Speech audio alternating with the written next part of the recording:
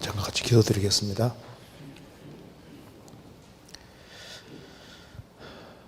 은혜와 사랑이 풍성하신 하나님 아버지, 마땅히 형벌을 받을 수밖에 없는 저희들을 주의 보배로운 피로 구원해 주신 것을 진심으로 감사합니다. 주님의 이 크신 은혜와 사랑을 무엇으로 보답할 수 있겠습니까? 이 귀한 복음을 우리의 사랑하는 가족들, 친척들, 이웃에게도 이 복음을 증거할 수 있도록 도와주옵소서. 주님 오시는 그날 우리가 접촉하는 사람들을 주님 품으로 인도하고 주님 앞에 설 수 있도록 더욱 역사해 주시옵소서. 오늘 이 시간 주 성령께서 함께해 주시고 하나님의 말씀으로 우리 영혼을 환하게 비춰주시고 우리가 주 안에서 어떻게 행할 것을 알 수 있도록 도와주옵소서. 마음속에 여러 가지 의문들이 하나님 말씀으로 해결될 수 있도록 도와주옵소서. 오늘 모든 시종 주 성령께서 함께해 주시고 도와주시기를 간절히 의지하오며 주 예수 그리스도 이름으로 기도하옵나이다. 아멘. 성경 요한계시록 14장 찾겠습니다. 요한계시록 14장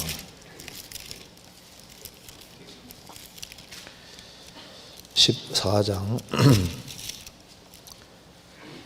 13절을 제가 읽겠습니다. 13절 14장 13절입니다.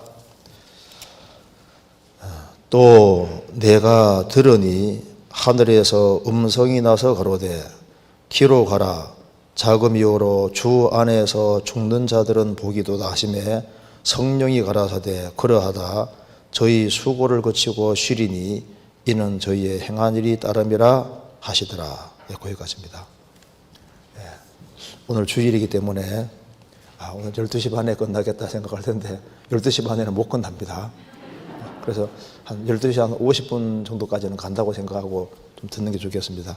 괜찮겠죠? 이제 집회 마지막 날이기 때문에 한번 좀 말씀을 드려보도록 하겠습니다. 시계 안 보셔도 제가 보고 이제 마실 테니까요.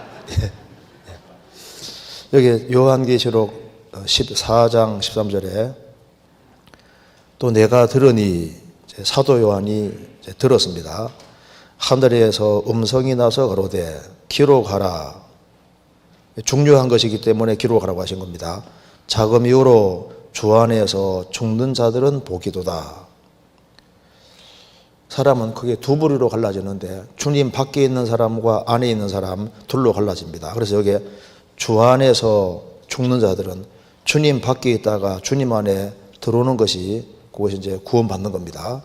그래서 주님 밖에 있다가 어느 날 복음을 통해서 거듭날 때 주님 안에 들어오고 그래서 주님 안에 들어와서 주 안에 살다가 주 안에서 죽는 자들은 복이 있다. 세상에서 가장 복된 것은 그리스도 밖에 있다가 안에 들어오는 것이 참 행복이고 주 안에서 사는 것이 행복입니다.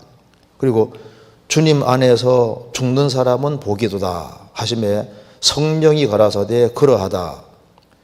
저희 수고를 그치고 쉬리니 이는 저희의 행한 일이 따름이라 하시더라.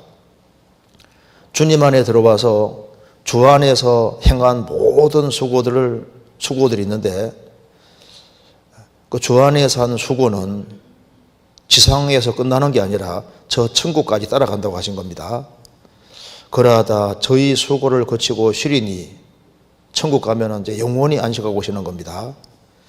이는 저희의 행한 일이 따름이라 저희가 행한 일들이 그 사람을 따라서 천국까지 간다 그 말입니다. 그러니까 이 세상도 정욕도 다 지나가는데 주님 안에서 살고 주님 안에서 수고한 것은 그 구원받은 사람이 저 하늘에 올라갈 때 천국 갈 때 지상에 산 일이 그대로 따라간다는 거예요. 그러니까 이제 구원받은 이후에 신앙생활이 너무나도 중요한 것이 됩니다. 그래서 오늘 좀 간단하게 좀 말씀을 드려보도록 하겠습니다. 먼저 이거 한번 보시겠습니다. 여기 어제 말씀 이어서 잠깐 정리를 해보겠습니다. 사람은 세상에 태어날 때 죄인으로 났습니다. 율법 아래 나서 평생 살아가면서 죄를 지어가니까 죄에 대해서 심판과 저주를 받아야 됩니다. 그런데 하나님께서는 우리를 건져주기 원하시기 때문에 법 위에 계신 하나님께서 지구상에 들어오셨습니다. 이분이 바로 예수님이고, 예수님이 온전한 공생애를 사시고 십자가에 못 박히시고 피를 흘리셨습니다. 그래서 예수님이 피를 흘림으로 우리가 일생 살아가면서 짓는 낱낱이의 모든 죄를 피로서 다 처리하신 겁니다. 그래서 그 죄투성인 우리를 위해서 피를 흘려주셨기 때문에 죄값은 다 지불됐고, 그래서 우리를 무죄자, 죄 없는 사람으로 만들어 주신 겁니다. 그래서 성경을 이해하는 데서 제일 중요한 것이 예수님의 십자가의 피입니다. 그리고 예수님이 이제 죽으시고 부활해서 우리 의가 되셨고, 우리 대신 말씀을 다 지킴으로 우리를 죄 없을 뿐 아니라 성경 전체를 다 지킨 사람으로 간주해 줍니다. 그러니까 무죄자란 말보다 더 큰 말은 의롭다는 말입니다. 그래서 이게 무슨 말이냐면은 이게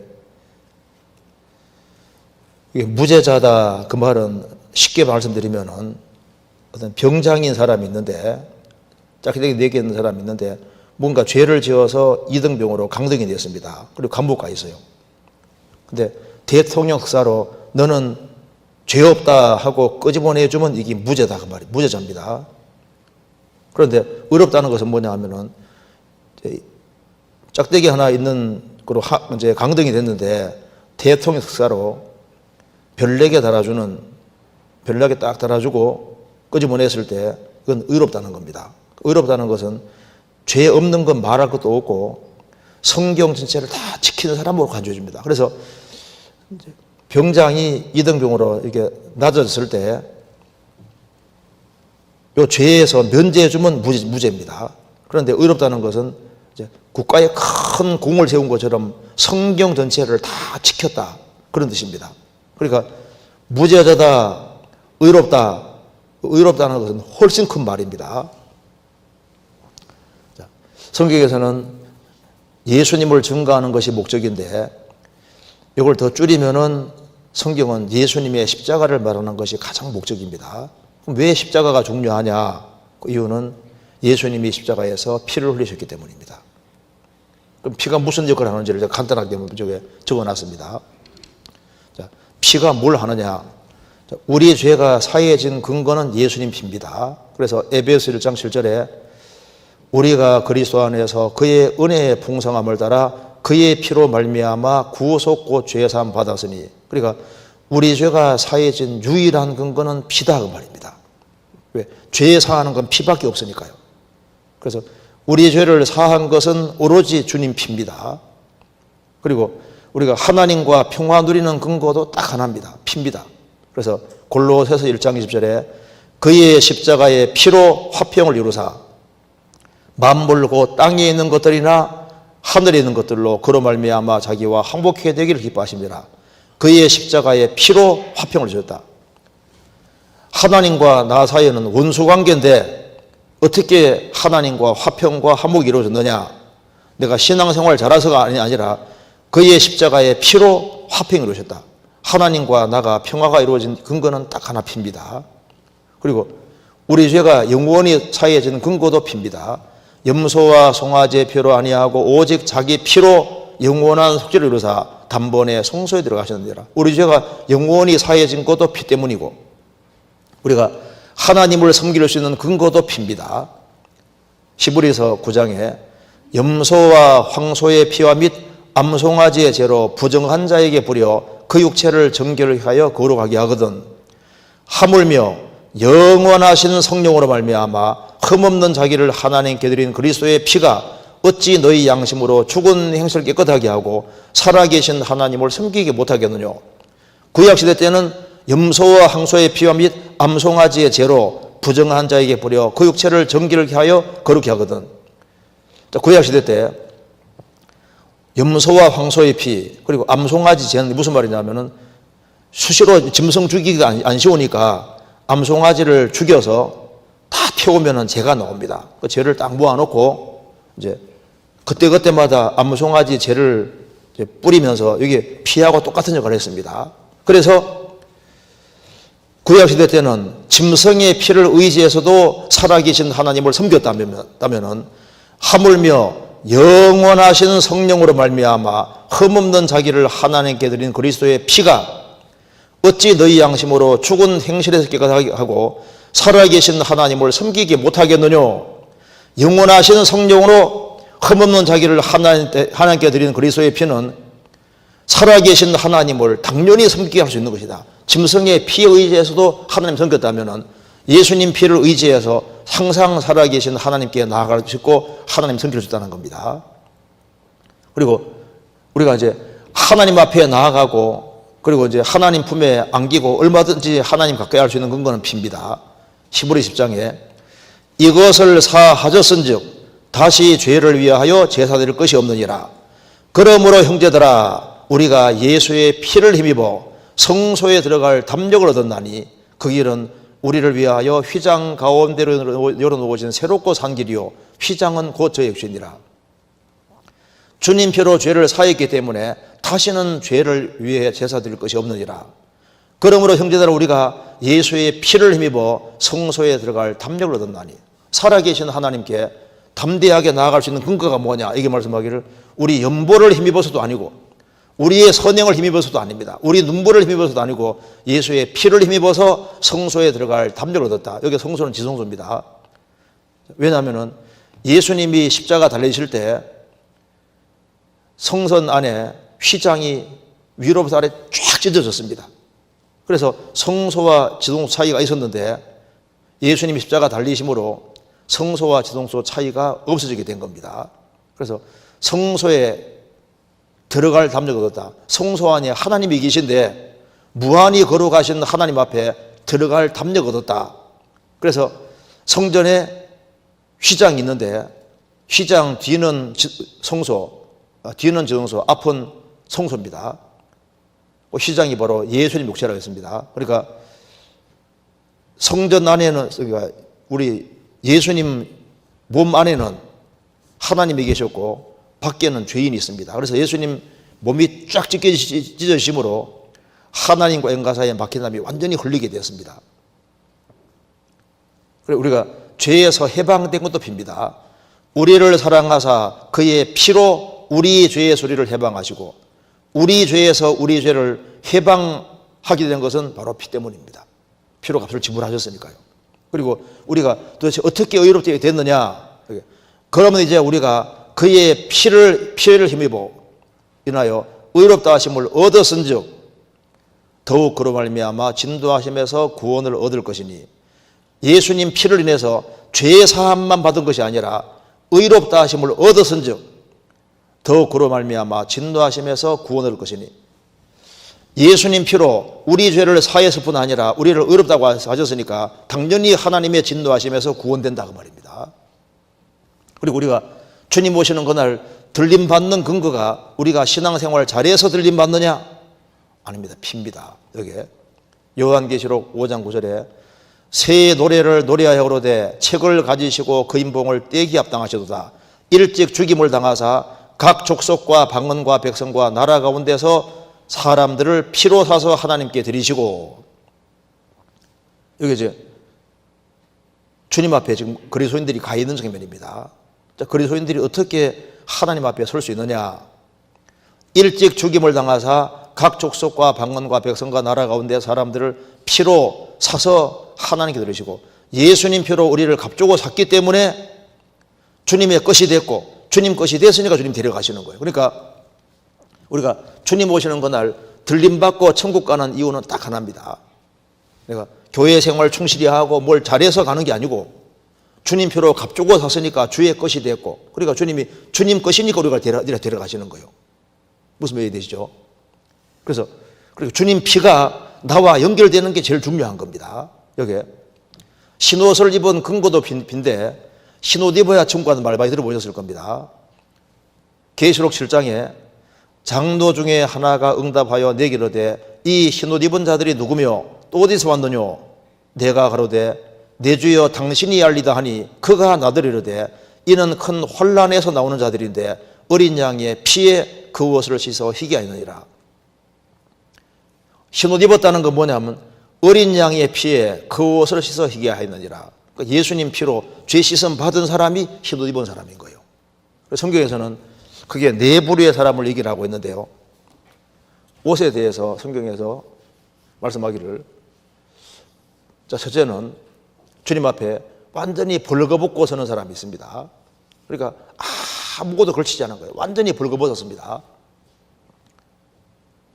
이 사람은 어떤 사람이냐 하면은 죄인으로 나서 죄를 짓고 살다가 평생 아까운데 치렀다가 죽는 사람은 전혀 옷을 걸치지 않은 사람하고 똑같은 거예요. 이 사람은 지옥 갑니다. 자, 그런가 하면은 성경이 말씀하기를 또 더러운 옷을 입고 서는 사람이 있다고 했습니다. 더러운 옷을 입었어요. 이게 뭘 말하냐면은 천국 갈 때 자기 행위를 의지해 천국 가려고 하는 사람, 이 사람이 더러운 옷을 입은 사람입니다. 그래서 성경이 말씀하기를 대조리는 다 부정한 자 같아서 우리의 의는 다 더러운 옷 같으며, 이사야 64장에 말한 대로 자기 의를 의지해 살아가는 사람은 하나님 볼 때 더러운 옷을 입은 사람입니다. 이 사람도 천국 당연히 못 갑니다. 그리고 또 성경이 말씀하기를 신명기 12장에 양털과 배실로 섞어 잠그지 말지니라. 그러니까 양털하고 배실을 하고 섞었습니다. 그래서 양털과 배실을 섞지 말지니라.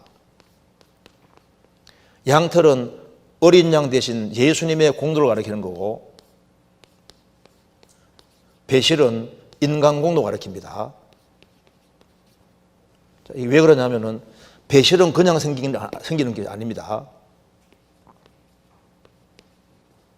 자, 그리고 여기에 배실이 만들어지려면 그냥 안 만들어지잖아요. 일단 땅에다가 심고, 그리고 여기에 거름도 주고 딱 자라게 해서 칼로 베고, 그 다음에 실 잡는 공정 통해서 나오는 거니까 여기 인간의 공로 가리키는 거예요. 어린 양 대신 예수님의 공로에다가 자기 공로를 덧붙이면 이게 다른 복음이고, 다른 복음 전하는 사람은 무조건 성경의 저주라고 했습니다. 그러니까 이건 양털과 배실로 섞어 나가지 말지니라. 신명기에 나옵니다. 22장에. 그럼 어떻게 하면 천국 가느냐? 흰옷 입어야 가는데 어떻게 하는 게 흰옷 입는 거냐? 어떻게 하는 게 흰옷을 입는 거냐?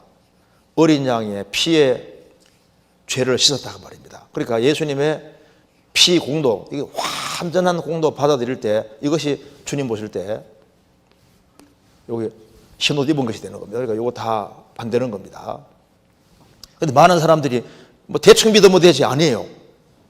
양털과 배실로 섞어 장가입으면 이건 다른 복음이 되는데, 자, 쉽게 말씀드려서 양털 50%, 배실 50%, 즉 예수님 공로 50%, 자기 공로 50%, 이거 다른 복음입니다. 무조건 멸망이거든요. 그리고 어떤 사람은 양털 90%, 배실을 10%, 어디 갈까요? 천국 못 가는 거예요.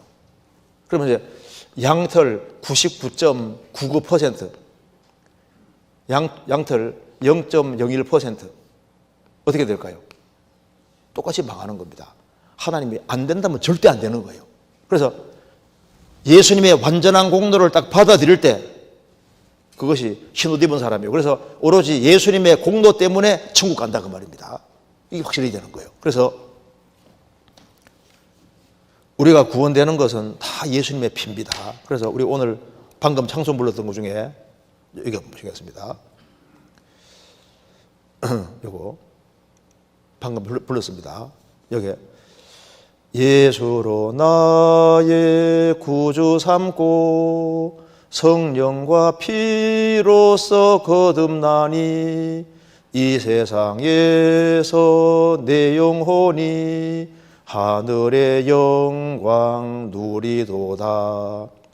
이것이 나의 간증이요 이것이 나의 찬송일세. 나 사는 동안 끊임없이 구주를 찬송하리로다. 이것이 나의 간증이요.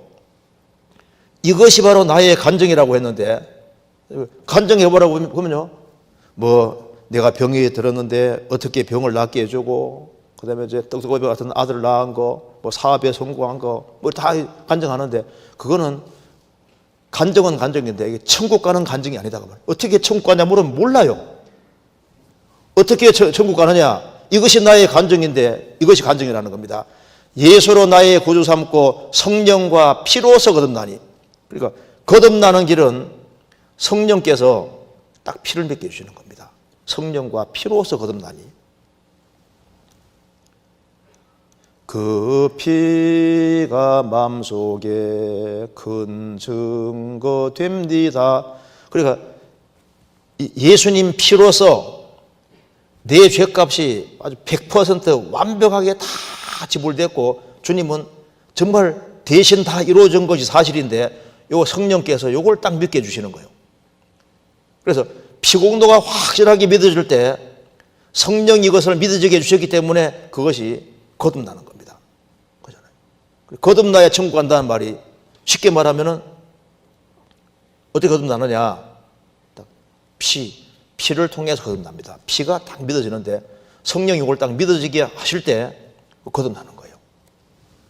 그래서 구원받은 사람의 간증 속에 예수님 피와 나와 무슨 관계가 있는지를 확실하게 얘기할 때 이게 진짜 간증이지, 뭐 다른 거 다 얘기해도 주님 피와 나와 무슨 관계가 있는지가 확실하게 증거 안 되면요, 그게 거듭 안 났다는 증거입니다. 그리고 예수님 피가 내 죄에 사했다는데 믿는 순간까지 사했다, 배설을 섞는 게 되는 거예요. 예수님 내 죄를 거의 다 사했다, 배실을 섞은 겁니다. 이거 섞으면 배실을 섞으면 안 된다고 말입니다. 이거 섞으면 안 돼요. 이거 섞으면은 제가 죽으면 건너가면 그대로 지역시키는 게 됩니다. 왜? 죄는 조금 남아있으면 안 되지 않습니까? 자, 하나님은 죄가 없는 분입니다. 하나님은 일단 죄가 없으셔요. 죄가 없으시고, 천국은 하나님이 계신 곳이니까 천국은 죄라는 건 털감도 없는 세계입니다. 그러니까 인간이 하나님 계신 천국으로 가려면은 죄짐을 완전히 벗어야 갈 수 있는데, 어떻게 죄짐을 다 인간은 벗을 수 없으니까 예수님이 오셔서 피로서 내 죄값을 영원히 지불한 걸 안 받아들이면은 죄가 남아있으니까 남아있는 사람은 갈 수가 없는 거예요. 그 사람들은 예수를 믿는다고 하는데 다 이루신 예수를 안 믿는 거예요. 내가 열심히 하라는 예수를 믿었지, 예수님이 다 해놓은 예수를 안 믿으니까 자기가 혼자 힘으로 힘쓰고 해서 이렇게 가려고 하니까 안 되는 거예요, 그죠? 그래서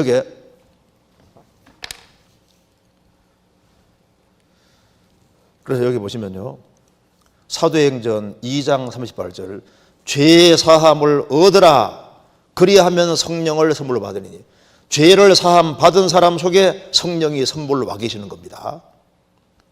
그래서 구원받기 전에는 하나님은 심판하자, 나는 죄인인데, 예수님과 예수님 공도를, 피공도 딱 받아들일 때 순식간에 심판자는 아버지가 되는 아버지 아들이 되는 겁니다.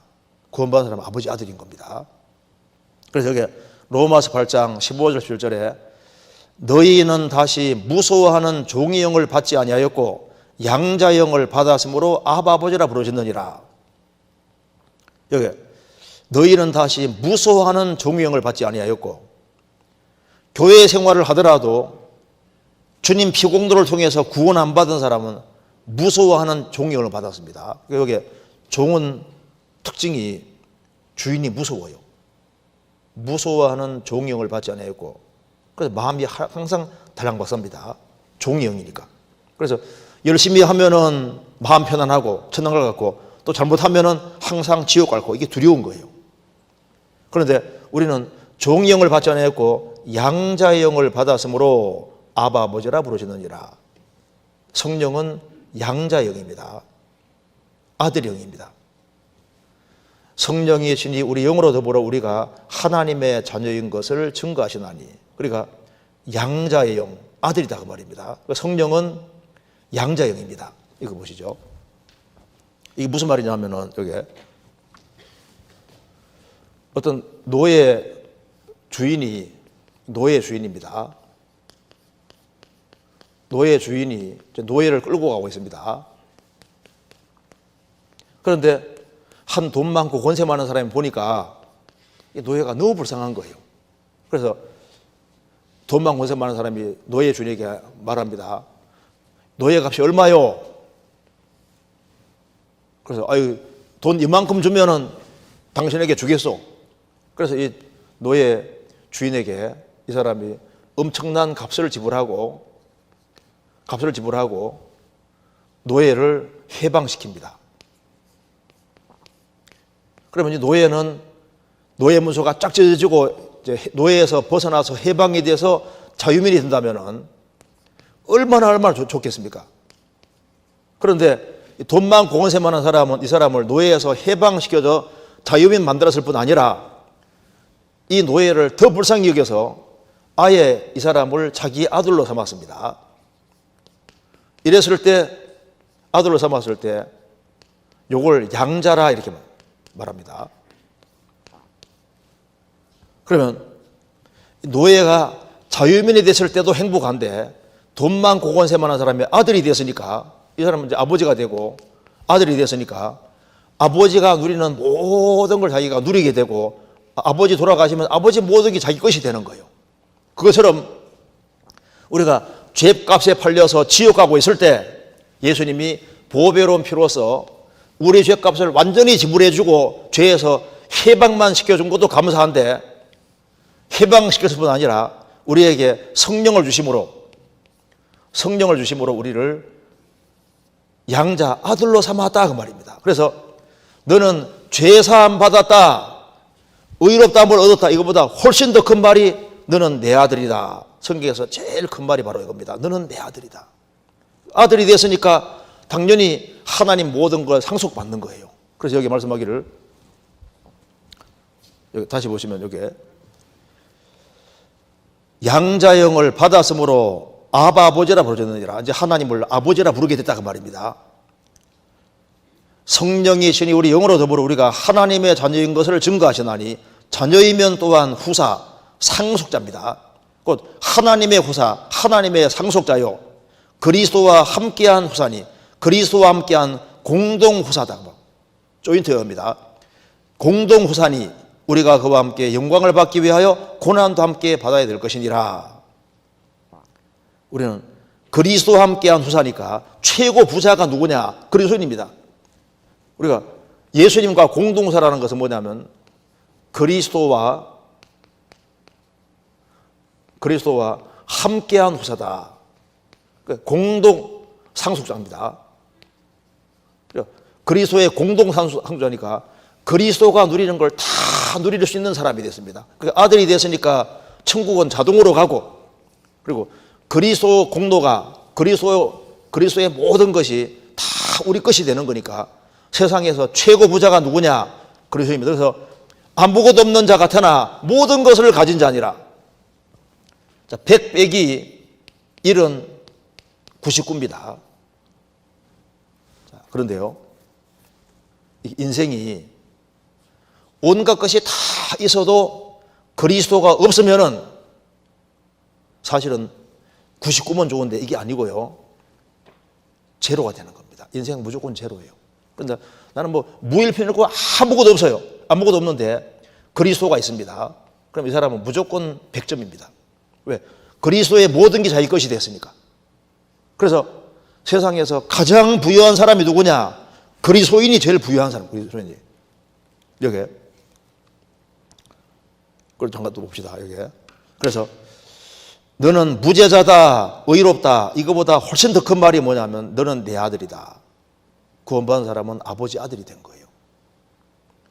그러니까 하나님 아버지 하면 오냐 기도가 되는 겁니다. 주님표로 죄를 사함 받은 사람은 하나님께서 보실 때 이제 아들로 다 아들로 보시는 거예요. 그러면 저게 이제 아버지 아들이 되고 난 후에는 아들이 아버지 앞에 잘할 수도 잘못할 수도 있지 않습니까? 근데 잘해도 아들, 못해도 아들인데 잘못한 걸 고집하면은 아들은 아들인데 아버지하고 친밀한 사귐이 안 됩니다. 이거 보시겠습니다. 그랜드 종합교리에 보면은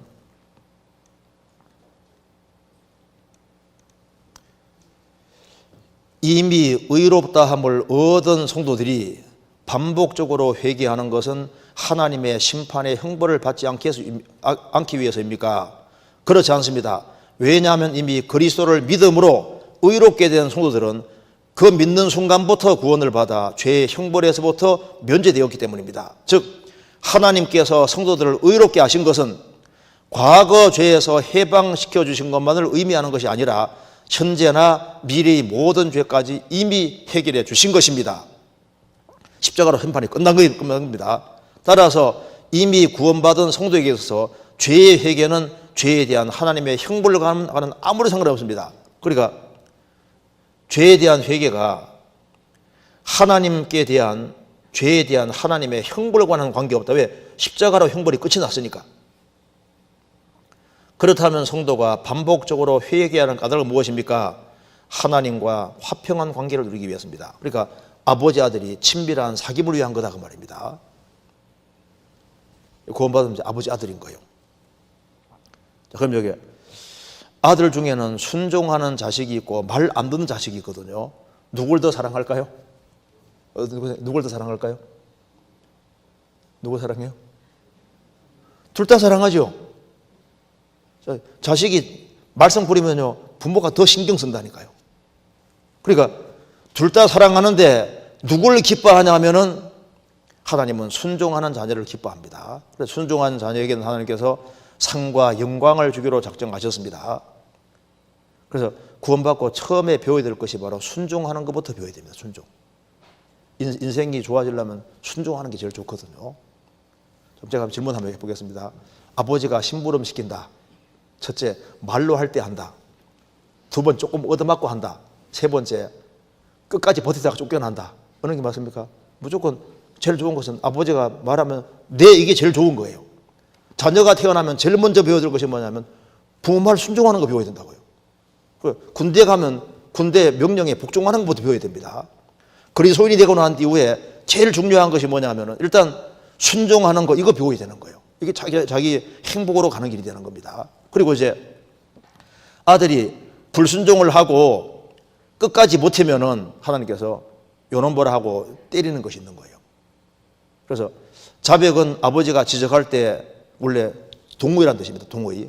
아버지 잘못한 거 맞습니다. 다음부터는 안 그렇겠습니다 하고 돌이키면은 아버지가 다음부터 그러지 하지 말아라 하면 교제가 되지 않습니까? 그런데 끝까지 계속 아버지가 경고 안 해도 안 듣고 하면요 하나님은 사랑하시기 때문에 징계하는 것이 있는 거예요. 여기 히브리서 12장에 너희가 참으면 징계를 받기 위함이라 하나님이 아들과 같이 너희를 대우하시나니 어찌 아비가 징계하지 않은 아들이 있으리요 징계는 다 받는 것이거늘 너희에게 없으면 사생자요 참아들이 아니니라. 이제 구원받으면은 하나님이 아들처럼 너희를 대우하신다. 아들과 똑같이 다루시는 거예요. 어찌 아버지가 징계하지 않는 아들이 있으리요 징계는 다 받는 것이거늘 너희에게 없으면 사생자요 참아들이 아니니라. 징계는 다 합니다. 다 받는 것이거늘 너희에게 없으면 사생자요 참아들이 아니다. 부모가 남의 자식은 내버려둬도 자기 아들은 근실하게 징계하잖아요. 구원받은 사람은 징계가 있습니다. 그리고 여기에 이제 지금 주님표로 구원받은 사람이 이제 신앙생활에 대해서 한번 잠깐 정리해 봅시다. 우리가 이제 구원을 받았다 이렇게 말할 때 구원받았다는 말은 죄 사함 받았다, 의롭다함을 얻었다, 하나님의 아들이 됐다, 영혼이 구원됐다 그런 뜻입니다. 베드로전서 1장에 믿음의 결국 곧 영혼의 구원을 받음이라. 우리 영혼이 멸망하지 않게 됐다는 겁니다. 그래서 죄 사함 받았다, 의롭다함 얻었다, 하나님의 자녀다, 영혼 구원되다 그런 뜻인데요. 구원받을 때 성령께서 구원받은 사람 영 속에 들어오십니다. 그래서 주님 피로 죄 사해진 것이 확실하게 믿어진 사람은 성령이 있다는 증거입니다. 그리고 이제 성령이 한번 들어오시면 절대 안 나갑니다. 그래서 왜 구원받은 사람의 구원이 보장되냐면 성령은 한 번 들어오시면 절대 못 나가요. 그래서 성경에서 에베소서 1장, 고린도 후서 1장과 5장에 보면은 성령님은 보증이라고 했습니다. 그래서 주님 표로 죄를 파함받은 사람 속에는 성령이 안 나갑니다. 성령이 탄식하고 슬퍼할 수 있지만은 구원받은 사람은 성령이 나갈 수가 없어요. 왜? 보증으로 들어오셨으니까. 성령은 보증입니다. 그런데 구원을 받아서도 구원받은 사람 속에 여기 이제 소마라는 것이 있고 사르커스가 있는데, 소마는 영어로는 바디고 우리나라 말로 하면 몸입니다. 몸. 사르커스는 영어로 하면 플래시고 여기 죄의 기질을 말합니다. sinful nature, 죄된 본성이 구원사람이 있는데, 한 사람이 구원을 받아도 성령이 안 나가시는 것처럼 죄의 기질은 죽을 때까지 남아 있습니다. 그래서 죄값은 지불됐지만은 죄의 기질은 남아 있고, 이것이 약해는 저도 안 없어요. 그래서 성경이 이렇게 말했습니다. 저도 처음에 이게 왜 구원받은데 죄의 기질이지, 이것 때문에 고민이 많았습니다. 구원을 받은데 왜 내 속에 죄가 나올까? 제가 성경 이곳을 보고 이해를 했습니다. 베드로전 3장 21절에 육체의 더러운 것을 제하여 버림이 아니요 오직 선한 양심이 하나님을 향해 찾아가는 것이더라. 구원받고 난 이후에 육체의 더러운 것을 제해버려 비며 하면 죽을 텐데 제해버린 것이 아니다, 이 말은 뭡니까? 우리 속에 남아있다 그 말입니다. 그래서 죽을 때까지, 주님 앞에 갈 때까지 타락된 기질은, 사르커스는 안 없어지는 거예요. 이게 언제 없어지느냐? 예수님이 재림할 때 우리 몸도 주님 피로 갑주가 서졌기 때문에 우리 영혼 몸 전체를 영광스러운 몸으로 바꿀 때, 이때는 죄의 기질이 싹 없어집니다. 그러니까 주님 재림하시면은 타락된 기질을 완전히 없애기 때문에 그리스도인들은 죄를 지울 수 없게 되는 거예요. 그런데 살아있는 동안에는 육체의 더러운 게 죄진 것이 아니기 때문에 항상 죄를 지을 가능성이 있는 겁니다. 예수님도 말씀하셨습니다. 육으로 난 것은 육이요 성령으로 난 것은 영이니, 거듭나는 건 성령으로 거듭나는데, 육으로 난 것은 항상 육입니다. 육은 죽을 때까지 육이에요. 성령으로 난 것은 영이 거듭나, 영이. 그래서 이제 구원받으면은 타락된 기질이 없어지기를 바라지만 안 없습니다. 그렇게 막 기도를 세게 하고 뭘 해도 안 없어요. 그래서 내가 신앙생활을 오래 했으니까 이제 기질이 없어졌겠다 싶은데 아닙니다. 누가 열받게 하고 그게 너무 심하면요 속에 튀어나오거든요. 그래서 내가 참아야지 하다가 너무 한계가 넘어가면요 이제 못 참아 해가지고 있잖아요. 한바탕 버리기도 하잖아요. 왜? 기질이 남아있으니까. 이게 다 구원받고 없어지면 좋은데 이게 없어지는 게 아니라니까요. 이것도 보시겠습니다. 그래서 구원받으면은 이제 두 개가 싸웁니다. 내가 이르노니 너희는 성령을 쫓아 행하라. 그리하면 육체의 욕심을 이루지 아니하리라. 자, 여기 보시죠. 성령을 쫓아 행하라. 그리하면 육체의 욕심이 올라오지 아니하리라가 아니다 그 말입니다. 이루지 아니하리라. 구원받아도 기질이 있기 때문에 육체의 욕심이 안 올라온다는 말이 아닙니다. 올라와요. 올라오지만은 통제할 수 있다 그 말입니다. 그래서 구원받으면은 육체의 욕심이 올라오지 아니하리라 아닙니다. 이제 어떤 사람이 나를 자꾸 괴롭혀요. 괴롭히면은 속에서 미워하는 마음 올릴 수 있지 않습니까? 육체의 욕심이 올라오는 거 내가 못 막는 거예요.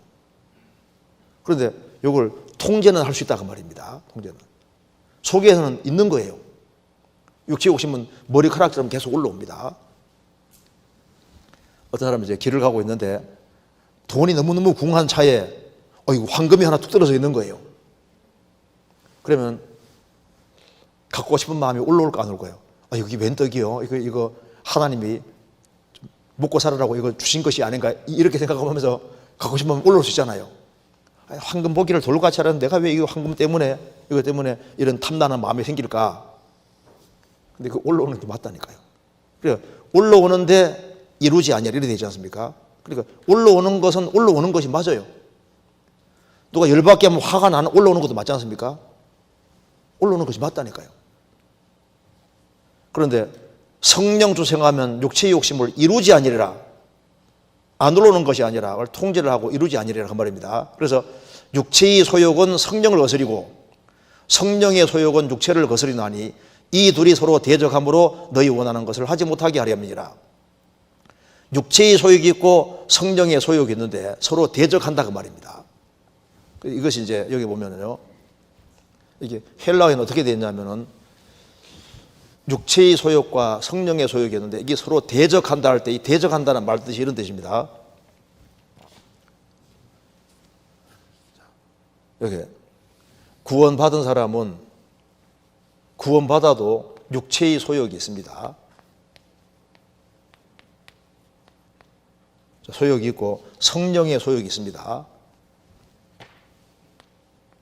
그러면 이제 성령의 소욕이 있는데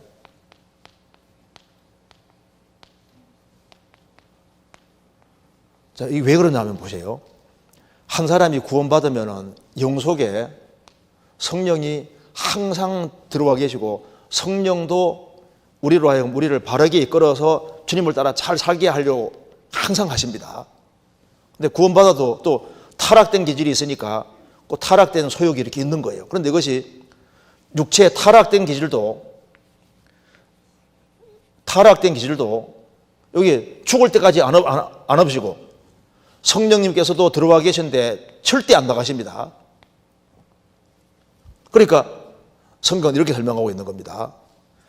둘이 서로 대적한다고 했는데 이 대적한다는 말이 무슨 말이냐면은 참호전 벌이는 걸 참호전 벌이는 것으로 이렇게 성경에 묘사하고 있습니다. 그래서 이쪽 진지도 있고 여러 진지가 있을 때 서로 이제 대적하는데 여기 참호를 파고 이제 전쟁하는 것이기 때문에 이쪽에서 맹공격을 보고되면은 쏙 숨어들어요. 참호에 딱 숨어듭니다. 그래서 막 맹공격 당하니까 적이 선별되고 없어진 줄 아는데 딱 몰래 속에 숨어 있는 겁니다. 그리고 이제 이쪽에서 힘을 점점 길러가지고 이쪽을 약할 때 이쪽을 막 맹공격 보고가 됩니다. 그러면 이것이 참호에 속 숨는 것처럼 몰래 숨어 있는데 없어진 게 아니에요. 이쪽에도 힘을 길러가지고 서로 티격태격 하는데 이것이 마치 그리스도인의 신앙생활이 이와 같다고 말입니다. 그래서 육체의 소욕도 항상 있고 성령의 소욕도 항상 있는데 티격태격하고 참호전을 벌이는 거니까 꼭 이 상태라는 겁니다. 이렇게 여기 보시면은 꼭 이런 식이 된 거예요. 참새는 날아가려고 그리고 쥐는 죽음으로 들어가려고 하지 않습니까? 그럼 누가 이길까요? 쥐하고 묶여 쥐가 힘이 세면 쥐가 끌고 갈 거 아니에요. 근데 독수리 묶어놓으면 어떻게 될까요? 하늘로 딱 낚아채 올라가잖아요. 그러니까 그리스도인 신앙생활은 이렇게 엎치락 이렇게 합니다. 그럼 누가 이기느냐? 튼튼한 놈이 이기는 거예요. 튼튼한 놈이. 근데 둘 다 이게 죽으면 좋은데 안 죽어 서로. 어떻게 하면 되느냐? 힘을 길러요. 더 힘이 더 세져야 됩니다. 그래서 그럼 여기 제가 여러분들 예를 들어 보겠습니다. 여기 흰개하고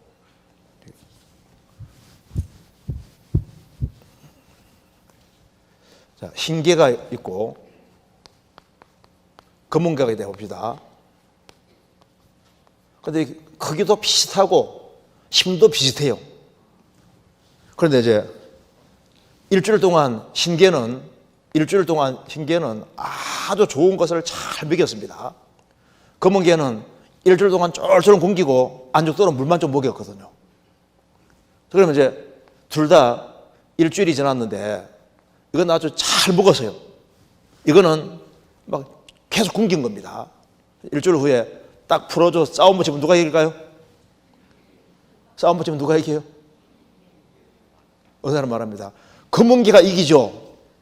왜 검은 개가 이깁니까 하니까 얘는 이제 남은 것이 악밖에 없으니까. 그게 아니라 흰 개가 이깁니다.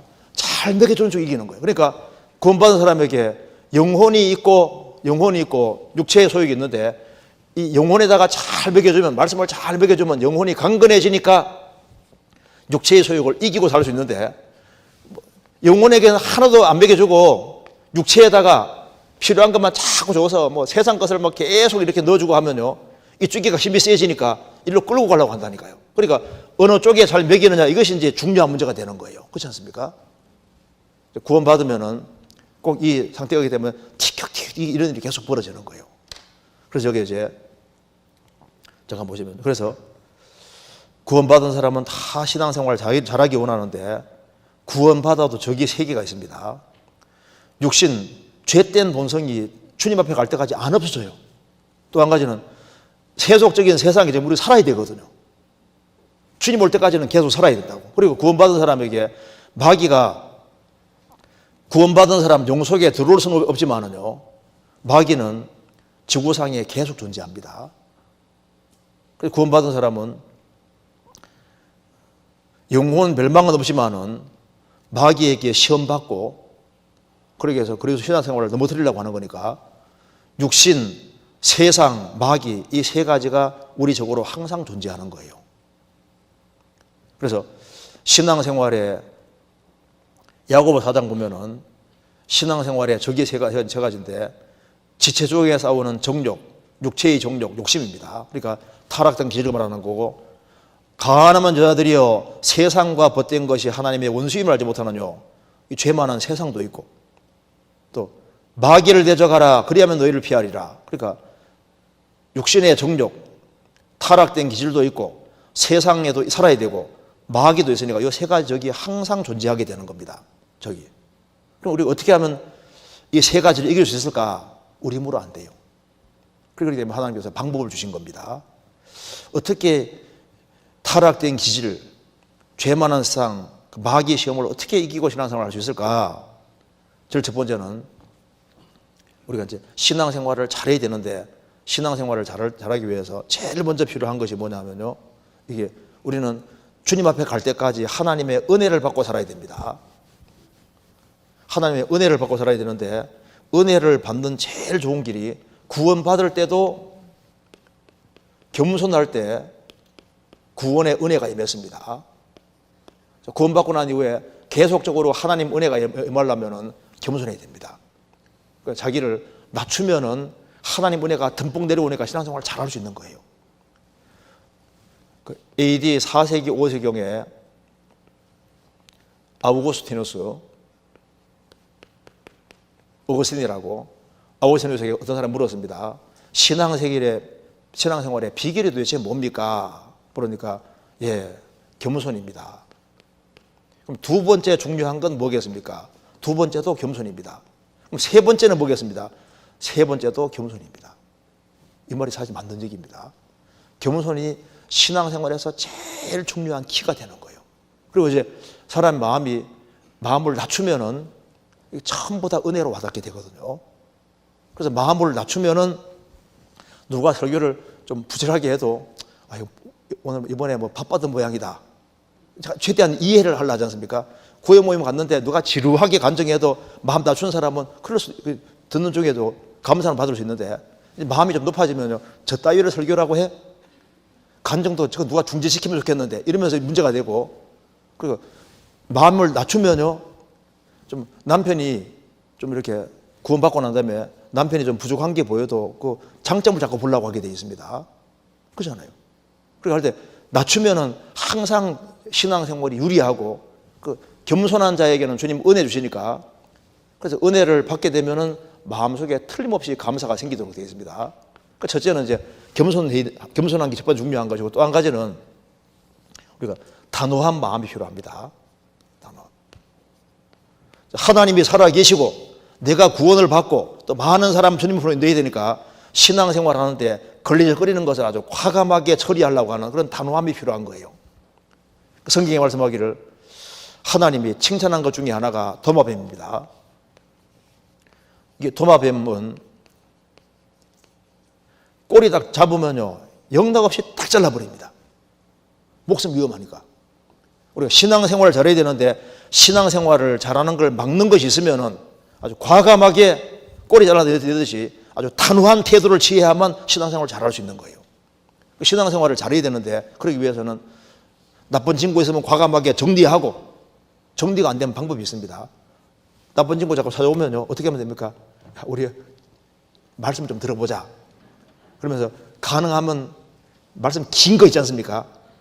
그거 하나 더 놓고 쫙 듣게 하고, 그 다음에 또 찾아오면 그 다음에 또 듣자고 하면요, 자기 스스로 늘어날 수도 있습니다. 그러니까 정리할 사람 빨리빨리 정리해놓고 신앙생활을 잘해야 되니까요. 단호해야 됩니다. 그리고 이제 신앙생활을 정말 잘해야 되는데 어떻게 하면 되느냐? 성경에서 방법이 있습니다. 자, 먼저 이거 한번 봅시다. 하나님께서는 우리가 신앙생활을 잘해야 되기 때문에 여기 잠깐 보시면요, 이제 신앙생활을 잘해야 되는데 방법은 여기에 이거 잠깐 봅시다. 우리가 신앙생활 잘하기 위해서는 많은 걸 아는 게 중요한 게 아닙니다. 하나를 알더라도 잘하는 게 중요한데, 고슴도치 아시잖아요. 그런데 여기 보시면 고슴도치는 위험하면 어떻게 합니까? 몸을 동그랗게 말아버려요. 그래서 여우는 많은 걸 알지만은 고슴도치는 하나 확실히 안다는 말이 있습니다. 근데 여우는 가끔 잡아 먹히잖아요. 꾀가 많지만 잡아 먹힙니다. 잔재주가 그렇게 많은데 잡아 먹혔는데 이건 잡아 먹기가 어려워요. 위험하면 무조건 몸을 동그랗게 감싸니까. 그래서 많은 걸 아는 게 중요한 게 아니라 정말 필요하고 중요한 걸 확실하게 아는 게 중요하다니까요. 그래서 신앙생활을 바르게 하기 위해서는 제일 먼저 알아야 될 것은 성경에 뭐 5만 구절을 다 아는 게 중요한 게 아니라 예수님과 예수님 피와 나와 무슨 관계가 있느냐, 그거 하나 확실하게 하는 게 제일 중요하고, 그 다음에는 아주 신앙생활에서 요긴한 걸 아는 게 중요한데, 많은 걸 안다고 신앙생활 잘하는 게 아닙니다. 그러면 구원받고 처음에 뭘 잘 알아야 되느냐, 딱 이거 하나. 위치를 아는 것이 신앙생활에서 제일 먼저 중요한 겁니다. 그러니까 육신적인 위치, 영적인 위치, 이 두 개를 잘 아는 게 중요해요. 그러면 일단 무조건 이기고 들어가게 되는 것이 됩니다. 육신적인 위치부터 잠깐 보겠습니다. 고린도전서 7장에 보면은 이렇게 말씀했습니다. 아내 된 자여, 내가 남편을 구원하는지 어찌할 수 있으며 남편 된 자여, 내가 내 아내를 구원하는지 어찌할 수 있으리요. 오직 주께서 각 사람에게 나눠주신 대로 하나님이 각 사람을 부르신 그대로 명하라, 그대로 행하라. 내가 모든 교회에서 이와 같이 명하노라. 각 사람이 부르심을 받은 그 부르심 그대로 지내라. 여기 주님 말씀했습니다. 오직 주께서 각 사람에게 나눠주신 대로 하나님이 각 사람을 부르신 그대로 행하라. 내가 모든 교회에서 명하노라. 모든 교회에서 명하는 거니까 구원받은 사람, 모든 사람이 다 공통적으로 하는 말씀입니다. 공통적으로. 이건 아주 보편적이기 때문에 누구든지 이렇게 해야 된다는 겁니다. 저도 이제 83년도 9월 25일에 구원을 받았습니다. 내시경 구원 받았는데요, 구원받기 전에 너무 좋더라니까요. 그래서 제가 이제 구원받기 전에는 소원이 뭐냐면요, 공부를 아주 실컷 해보는 거, 그게 소원이었습니다. 그래서 초등학교 들어갈 때는 뭐 하나도 모르고, 그러니까 저희 누나가 7살에 학교에 집어넣으니까 계속 얻어맞고 오는 거예요. 그래서 저희 아버지가 제가 7살 됐을 때 얻어맞고 올까봐 1년 더 키웠습니다. 8살에 저를 집어넣었거든요. 그런데 그때까지 아무것도 배운 적도 없고, 저희 어머니 아버지는 바빠가지고 일하느라 바쁘고, 저는 누나 따라다니면서 누나 이제 공무님 따라다니고 했지, 아무하고 뭐 크게 대화한 것도 별로 없고, 그러니까 아무것도 모르고 멍하게 학교 들어간 거예요. 들어갔는데 들어가니까 뭐 숙제를 할 때 그 뜻이 뭔지도 모르겠고, 뭐 반대말 뭐 이런 거 있잖아. 도대체 반대말이 뭐 하나도 모르는 거예요. 그래서 완전히 헤맸거든요. 그러다 이제 중학교 이제 갔는데, 아이고, 그러니까 뭐 우리 어머니가 보니까 저리 고생하는데 내가 이래서는 안 되겠다 싶더라고요. 그래서 이제 1학년 1학기 마칠 때쯤에 엄마, 나도 공부 좀 해야 되겠으니까 책 좀 사달라고. 그래가지고 책 사달라고 해가지고 이제 한 달 내내 이제 그냥 공부했습니다. 그래서 그때부터 취미가 붙어가지고요, 공부하는 게 취미가 된 거예요. 그래서 이제 구원받을 때까지 정말 공부는 원 없이 했습니다. 밥만 먹고 공부하는 건 안 쉽거든요. 거의 이제 밥 먹고 이제 공부하는 식으로 해가지고 했는데, 고등학교 때 눈이 아파가지고 참 고생도 많이 하고 이렇게 했는데 글자가 하나로 안 보이니까요. 3년 내내 고생했습니다. 근데 이제 대학에 들어와서 이제 어느 날 구원을 딱 받게 된 겁니다. 83년도 9월 20일 딱 구원 받고 나니까 그 차나깨나 막 공부하는 걸 소원으로 해가지고 이렇게 했는데 구원 딱 받으니까 속에서 공부해서 뭐하나 그 생각이 처음에 딱 올라오더라고요. 공부해서 뭐하나. 이제 성경을 좀 열심히 배워야 되겠다 생각이 들어가는 겁니다. 그래서 교회 생활을 이렇게 하다 보니까 속에서 야, 너 학생이잖아. 공부해야 되잖아. 그 생각이 들어오는 거예요. 그래서 내가 공부해야지. 그래서 공부 열심히 하는데 속에서 너는 크리스찬이잖아. 신앙생활 잘해야지.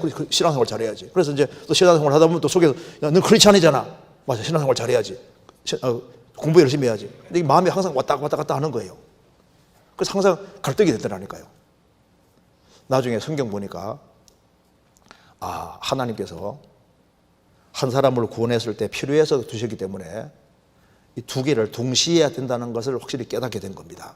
그래서 성경에 제가 이거 보면서요, 그렇구나. 오직 주께서 각 사람에게 나눠주신 대로 하나님이 각 사람을 부르신 그대로 행하라. 너가 학생으로 부르심 받았으면 그대로 학생 공부를 계속 해야 된다고 말입니다. 직장으로 구원받았으면 직장인 생활을 그대로 해야 되고, 그리고 이제 아내로 있다가 구원받았으면 가정생활을 그대로 해야 되는 걸 말하는 겁니다. 그래서 여기에 아내에게 이렇게 말씀합니다. 아내 된 자여, 내가 남편을 구원하는지 어찌할 수 있으며, 남편 된 자여, 내가 내 아내를 구원하는지 어찌할 수 있으리요. 구원받을지도 모르니까 아내는 아내로서 도리를 다하고 남편은 남편으로 도리를 다하라 말입니다. 혹시 구원받을지 모르니까. 농부로 구원받았으면 농사일을 열심히 하는 것이 그 신앙생활이다 그 말입니다. 우리가 일주일이라는 시간 속에서 교회 안에서 보내는 시간은 굉장히 적습니다. 아무리 많아도 하루 되기 어려워요. 6일은 도대체 뭐냐 그 말입니다. 우리 일상생활이 신앙생활이라고 알려주시는 겁니다. 그래서 아내가 남편에게 자기 할 도리를 다하고 남편 사랑하고 자식 사랑하고 집안일을 잘 하는 것이 그게 신앙생활인 거예요. 남편은 또 남편 된 도리를 다하면서 아내에게 자기가 해야 될 역할을 충실히 하라 그 말입니다. 직장인에게서 이게 말하는 겁니다. 각 사람이 부르신 받은 그대로 행하라 그 말이, 직장인으로 부르심 받았으면은 직장인 위치에서 최선 다하라 그 말입니다. 모든 교회에서 내가 이와 같이 명한다. 그리고 자기 일을 충실히 하는 게 신앙생활입니다. 그리고 고린도 전서 10장 13절에 사람이 감당할 시험 밖에는 너희에게 당한 것이 없나니 오직 하나님은 부부사 참되고 진실하사 너희가 감당치 못할 시험 당함을 허락지 아니하시고 시험 당할 점에 또한 피할 길을 내사 너희로 능히 감당하게 하시느니라. 구원받은 사람에게는 감당할 이상의 시험이 없고 감당치 못할 때는 주님께서 피할 길을 만들어 주신다 그 말입니다. 저도 이 구절이 이제 구원받고 처음에 굉장히 감사했습니다. 왜냐하면 구원 딱 받고 나니까 야, 주님은 날 위해 죽어오셨는데 나도 바르게 살아야지. 근데 뭐 교회에서 이 책을 보다 보니까 와, 순교를 너무 많이 당한 거예요. 구원받고 처음에 이제 마음속에 야, 나보고 순교하면 어떡하지? 이제 그 생각이 들어가는데 김일성이 와서 총불이 다 꺼내고 너 예수 믿으리 안 믿으래? 믿으면 빵 사주겠다 하면 그건 뭐 순식간에 죽는 거니까 그렇게 살 수 있겠는데, 근데 성경 이제 교회 사책 보다 보면 살가죽 뺏기는 거잖아요. 너 예수 믿으래 안 믿으래? 믿어 살가죽 꼭 뺏기는 식으로 이렇게 한다든가. 그래서 고통을 주면서 죽는 거 생각하니까 거의 골치가 아픈 거예요. 근데 과연 그렇게 되면은 이제 주님 앞에 죽이라, 뭐 죽이는 건 뭐 죽임 당하겠는데, 그거 조금씩 고통 주면서 있지 않습니까? 그래서 생각하니까 그거 골치가 아파지더라고. 나중에 제가 이거 보고서 이해했습니다. 사람이 감당할 시험밖에는 당한 것이 없다. 하나님은 참되고 진실하신 분이기 때문에 감당치 못할 시험 당하는 허락지 아니하시고 시험 당할 점에 또한 피할 길을 내사 너희로 능히 감당하게 하셨느니라. 감당할 이상의 시험이 있기 때문에 순교를 아무나 하는 게 아니더라니까요. 자격이 있어야 순교하는 거예요. 그리고 보통 이제 그리스도인들이 화형 당할 때 정말 화형 당할 수 있을까? 그러니까 뭐 손을 막 불 속에 넣어보고 하는데 도무지 못 견디겠네요. 그런데 실제 순교할 때는 다 찬송 부르고 많이 죽습니다. 왜? 주님이 함께 하시기 때문에. 그래서 너무 큰 시련을 주시면 시련 속에 함께 하시고 견딜 수 있게 만들어 주시고 또 감당할 수 없는 사람 피하게도 만들어 다 하시기 때문에 아무 걱정할 것이 없는 거예요. 그래서 여기에 골로새 3장에서 구원받았으면은 무슨 일을 하든지 마음을 다하여 주께 하듯 하고 사람에게 하듯 하지 말라. 이는 유업의 상을 주께 받을 줄 알면이 너희는 주 그리스도를 섬겼느니라. 무슨 일을 하든지 마음을 다해서 주님께 하듯하고 사람에게 하지 마라. 이는 유업의 상을 주께 받을 줄 알미니 너희는 주 그리스도 섬기느니라. 그래서 가정생활을 하든지 직장생활을 하든지 일상생활 속에서 주님께 하듯이 하라. 거기에 대한 상은 주님이 갚아주신다고 하신 겁니다. 그래서 구원받은 사람은 일상생활이 신앙생활입니다. 성경 마태복음 5장 보시겠습니다.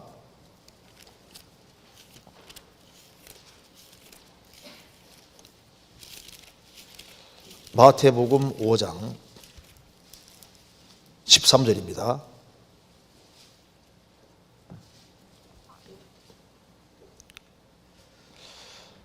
너희는 세상의 소금이니 소금이 만일 그 맛을 잃으면 무엇으로 짜게 하리요? 후에는 아무 쓸데없어 다만 밖에 버리고 사람들에게 말필 뿐이니라. 너희는 세상의 빛이라. 산 위에 있는 동네가 숨기우지 못할 것이요. 사람이 등불을 켜서 말 대박 아래 두지 아니하고 등경 위에 두나니 촛대 위에 두나니 이러므로 집안 모든 사람에게 비치느니라. 이같이 너희 빛을 사람 앞에 비치게 하여 저희로 너희 착한 행실을 보고 하늘에 계신 너희 아버지께 영광을 돌리게 하라. 여기 잘 보시면 그리스도인들은 너희는 세상의 빛, 세상의 소금이니 14절에 너희는 세상의 빛이라. 우리가 알아야 될 것은 구원받고 주님 앞에 갈 때까지 우리는 세상에 살게 돼 있고 우리는 세상에 소금으로 부르심 받았고 세상의 빛으로 부름받은 겁니다. 그런데 잘 보시면 순서가 세상에 빛이 먼저입니까? 소금이 먼저입니까? 소금이 먼저인 거예요. 그러니까 일단 높고 희생하는 걸 할 줄 알아야만 그래야만 세상에 빛이 될 수 있는 겁니다. 그러니까 소금이고 빛인데 그 세상에 그래서 저희들은 구원받고 세상에 살도록 부르심 받았고 세상에 살면서 소금과 빛 역할을 하도록 하신 거예요. 그럼 어떻게 세상에 소금과 세상 빛 역할을 할 수 있느냐? 제일 먼저는 우리는 세상에 살도록 부르심 받았기 때문에 세상에 살면서 거기에서 자기의 최선 다해야 되는데 그러니까 가정생활 속에서도 직장생활 무엇에서도 일단 소금이 먼저입니다. 소금. 희생하고 수고할 줄 아는 이것이 그리스도 신앙생활의 첫 번째가 되는 거예요. 그래서 우리는 주변 사람들을 건지기 위해 부르심 받은 거기 때문에 자기 현재 위치에서 자기 할 일을 최선 다해서 하는 것이 그렇게 중요한 겁니다. 성경이 말씀하기를 내가 자기 사업에 근실한 사람을 보았느냐 이러한 사람은 왕 앞에 설 것이요 결코 천한 잡에 서지 아니라. 자기 주어진 일에 근실한 사람 맞느냐 최선 다해 사는 사람 맞느냐 이 사람은 결코 천한 잡에 서지 않을 것이다. 왕 앞에 설 것이다. 존귀하게 될 걸 말씀하신 겁니다. 그래서 자기 주어진 일을 최선 다해 사는 그것이 전도하는 길이 되는 거예요. 자기 있는 위치에서 최선 다해 하는 것, 그것이 중요한 겁니다. 미국에서 대학생 기숙사에서 있었던 일입니다. 친구들이 오늘 여기서 공부할 거냐, 놀러 갈 것이 이렇게 서로 물었을 때 우리가 이걸 동전으로 결정하자. 놀러 가든지 아니면은 공부하든지 둘 중에 하나를 결정하는데 동전으로 결정하자. 다 좋다. 그래서 던지는데 앞뒤가 나오면 놀러 가고 세워지면 우리 공부하자. 그래서 던집니다. 샥 던졌는데 어떻게 될까요? 앞뒤 나오면 놀러 가자 그랬으니까 이게 어느 세월에 서겠습니까? 그러니까 동전 딱 던지고 그 다음에 야 동전이 채워지지 않은 생각 놀러 가자고 다 같이 놀러 가버리거든요. 우리 신앙생활 속에서도 우리가 부르심 받은 목적이 있는 목적.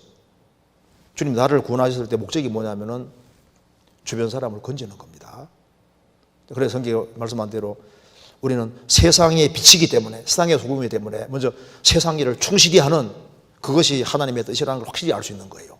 그리고 이것도 보시겠습니다. 그리고 이제 제일 중요한 것이 영적인 위치는 훨씬 중요합니다. 여기 보시면은 하나님이 신앙생활을 잘 하도록 하기 위해서 방법을 정해 놓으셨습니다. 구약시대 때 하나님과 사람이 만나는 곳이 성막이었습니다. 이게 모세 당시에 성막이 있었고 하나님은 성막 중심으로 만나 주셨습니다. 그리고 이제 그 다음에 솔로몬이 성전 지었는데 하나님이 성전 통해서 만나 주셨습니다. 그리고 이제 요한복음 2장 보면은 예수님 몸이 성전이라고 했습니다. 그래서 예수님과 접촉하는 속에 사람들 다 변화가 일어난 겁니다. 이제 예수님이 죽으시고 부활하신 후에 어디가 성전이냐? 구원받은 사람, 주님 피로 구원받은 사람, 무리가 바로 하나님과 사람이 만나는 곳입니다. 자, 구원받고 난 이후에 어디서 하나님 만나느냐? 그 사람 산에 올라가서 나무뿌리 붙잡고 주여 만나 주십시오 이렇게 해서 주님 만나는 게 아닙니다. 주님 그렇게 멀리 있는 게 아니에요. 잘못하면 여기 귀신 만납니다. 어디서 하나님 만나느냐? 하나님하고 접촉이 이루어져야 사람이 바꿔지는 거예요. 그러니까 접촉하는 곳이 어디냐? 참 놀라운 것은요, 주님 피로 구원받은 무리 가운데 있으면요 저절로 바꿔집니다. 이걸 한번 보실까요? 요한복음 15장 3절 5절에 주님께서 명령하신 겁니다. 너희는 내가 일러준 말로 이미 깨끗하였으니, 복음 말씀으로 깨끗해졌습니다. 내 안에 거하라. 나도 너희 안에 거하리라. 가지가 포도나무에 붙어있지 아니하면 절로 과실을 맺을 수 없음 같이 너희도 내 안에 있지 아니하면 그러하리라. 나는 포도나무요 너희는 가지니 저가 내 안에 내가 저 안에 있으면 이 사람은 과실을 많이 맺나니 나를 떠나서는 너희가 아무것도 할 수 없습니다. 너희는 내가 일러준 말로 이미 깨끗하였으니 내 안에 거하라. 이게 선택사항이 아닙니다. 명령입니다. 복음 말씀으로 깨끗해졌으니까 내 안에 거하라. 나도 너희 안에 거하리라. 가지가 포도나무에 붙어있지 아니하면 저절로 과실을 맺어 없음 같이 너희도 내 안에 있지 아니하면 그러하리라. 자, 과일은 저절로 맺히는 저절로. 공급만 잘 받으면 맺힙니다. 나는 포도나무여 너희는 가지니 저가 내 안에 내가 저 안에 있으면 이 사람은 과실을 많이 맺나니 나를 떠나서는 너희가 아무것도 할 수 없습니다. 저절로 과실이 맺게 돼 있어요. 여기에 포도나무 가지가 해야 될 역할은 딱 붙어 있어서 공급받으면 열매가 주렁주렁 맺힙니다. 그렇죠? 그러니까 신앙생활은 뭘 하는 것이 중요한 게 아니라 자리를 잘 차지하고 공급받는 게 중요한 거예요. 이걸 더 쉬운 말로 하면 에베소서 1장 22, 23절에 또 만물을 그 발 아래 복종하게 하시고 그를 예수님을 만물 위에 교회의 모래를 주셨느니라. 교회는 그의 몸이니 만물 안에서 만물을 충만케 하자 충만이니라. 예수님을 만물 위에 교회의 모래를 주셨느니라. 그러니까 만물 위에 있는 것이 교회입니다. 이 우주에서 제일 높이 있는 것이 하나님 만드신 모든 만물 중에서 최고 꼭대기에 있는 건 교회인데, 교회는 에클레시아인데 주님 피로 구원받은 무리가 교회입니다. 그것에 교회의 머리로 예수님이 계시다 그 말입니다. 그래서 예수님은 만물 안에서 만물을 충만케 하신 분이 주님이신데 그 주님의 충만이 어디 있느냐? 교회는 그의 몸이니 만물 안에서 만물을 충만케 하신 자가 주님이신데 주님이 교회의 머리로 계시니까 교회는 주님의 충만이 거한다 그 말입니다. 그래서 중요한 건 뭐냐? 머리를 붙잡아야 되는데 머리가 뭐냐? 예수님이 머리입니다. 너희는 그리스도의 몸이요 지체의 각 부분이니라. 그래서 주님은 머리고 교회는 몸이니까 온몸이 머리로 말미암아 마디와 힘줄로 공급함 먹고 연합하여 하나님이 자라게 자라느니라. 신앙생활이 자라야 되는데 어떻게 자라느냐? 마디와 힘줄로 공급함을 얻고. 그래서 신앙생활은 몸에 딱 연결되어서 공급을 잘 받으면 신앙생활 저절로 됩니다. 자, 정리해보면은 교회라는 말은 에클레시아라는 말인데 주님 피로 구원받은 사람들이 모인 무리, 사람들이 교회입니다. 그래서 이 구원받은 무리가 가정에 거하면 가정집에 있는 교회가 되는 거예요. 그래서 들판에 같이 모이면 들판에 있는 교회가 되는 거거든요. 그리고 이제 그 구원받은 사람들의 친밀한 사귐을 교제다 이렇게 교제라고 하고, 교제하는 무리 가운데 주님이 함께 하시면서 두루 행하시니까 여기가 바로 성전입니다. 그래서 주님은 주님 피로 같이 모이는 그 무리 속에 같이 계시는 거예요. 그래서 내가 저희 가운데 거하며 두루 행하여, 주님이 함께 하시면서 두루 행하시는데 교회가 바로 그겁니다. 그래서 주님이 어디서 일하시느냐? 구원받은 무리 통해서 일하시니까 구원받은 무리 가운데 연결되면은 주님 공급으로 신앙생활은 저절로 되게 되어 있는 겁니다. 이렇게 포도나무 가지는 붙어서 공급받으면 되는 거예요. 이걸 바꿔 말하면은 주님은 교회의 머리가 되시고 교회는 몸입니다. 구원받은 한 사람은 지체가 부분이에요. 딱 붙어 있으면은 공급을 그대로 받습니다. 이걸 바꿔 말하면은 교회는 구원받은 무리고 여기 주님이 주인으로 계시고 주님이 두루 역사하시니까 성령에 공급받으니까 열매가 주렁주렁 맺히게 되는 거예요. 자, 이 손이 머리에 붙어 있습니까? 안 붙어 있습니까? 머리에 붙어 있어요? 안 붙어 있어요? 아니, 이렇게 하면 붙는 게 아니잖아요. 지금 여기 내가 시키는 대로 하잖아요. 왜? 붙어 있으니까. 그러니까 몸에 붙는 것이 붙는 거라니까요. 그래서 신앙생활 누가 잘하냐 보시면요. 잘하는 비결은 딱 하나밖에 없어요. 하나밖에. 그냥 구원받은 무리가 연결되어서 같이 말씀 배우고 같이 교제하면요.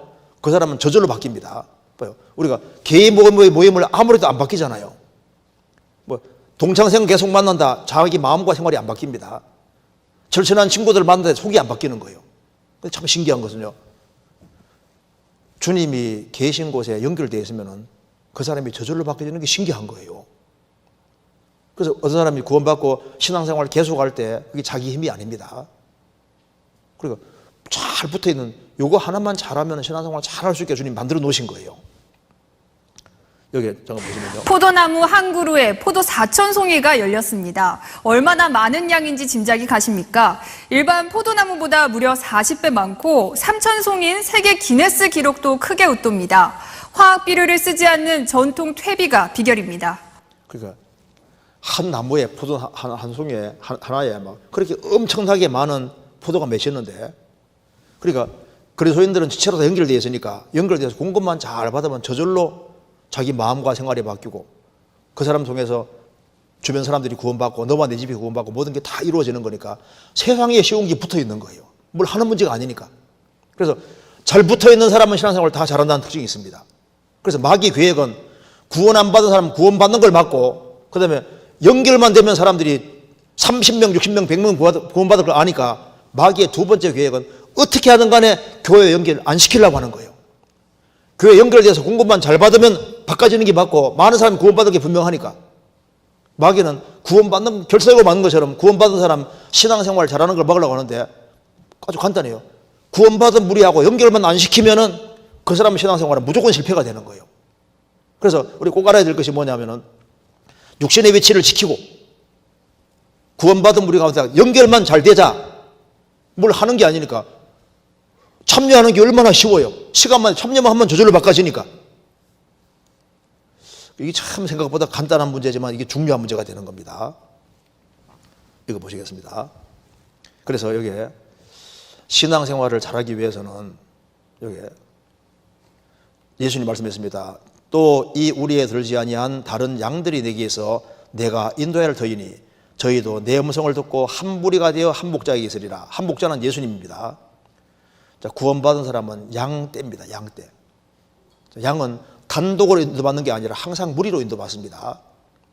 제가 그 러시아에 전도 갔을 때 우리 블라디카프카스, 러시아 블라디카프카스 거기서 전도 집회를 하는데 집회를 마치고 난 이후에 시간이 좀 있어서 그쪽에 있는 분들이 말합니다. 우리 한번 여기 왔으니까 코커서스 산 있지 않습니까? 그 산에 꼭 가봐야 된다. 그래서 이제 그 차 몰고 이제 쫙 코커서스 산으로 올라가는데 진기한 장면을 봤습니다. 3,500마리 되는 양이요. 도로를 점령해서 쫙 가고 있었습니다. 그래서 이제 우리가 그 양을 3,500마리인데요.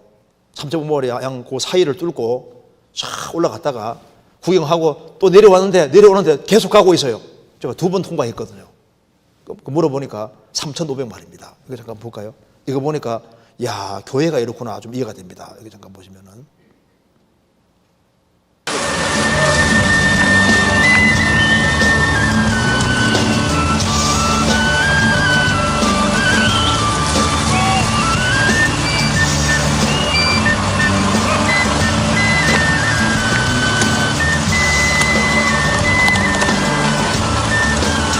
진짜 많죠.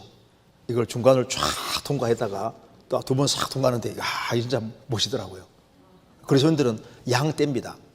무료로 주님이 쫙 인도하셔. 목자는 주님이시고 주님이 이렇게 구원받은 무리 끌어가시니까, 그래서 연결되어 있는 것이 그게 행복이 되는 거예요. 이거 잠깐 봅시다. 그러니까 이제 어떻게 하면 신앙생활을 잘할 수 있냐면 이게 딱 이렇게 되면 돼요. 사가조계라는 조계가 있는데 사가조계는 접착력이 얼마나 강한지 한 번 붙으면 안 떨어집니다. 이런 사가조계처럼 주님 몸된 교회에 연결이 딱 되면요, 그럼 저절로 연결되면 저절로 열매면 저절로. 그리고 붙어 있으면은 그거 하나 때문에 너와 내 집이 구원받고 나 통해서 30명, 60명, 100명이 구원받아 가는데 연결이 안 돼 있으면요, 주변 사람도 같이 망하고 자기도 신앙생활을 망치게 되는 거예요. 그렇잖아요.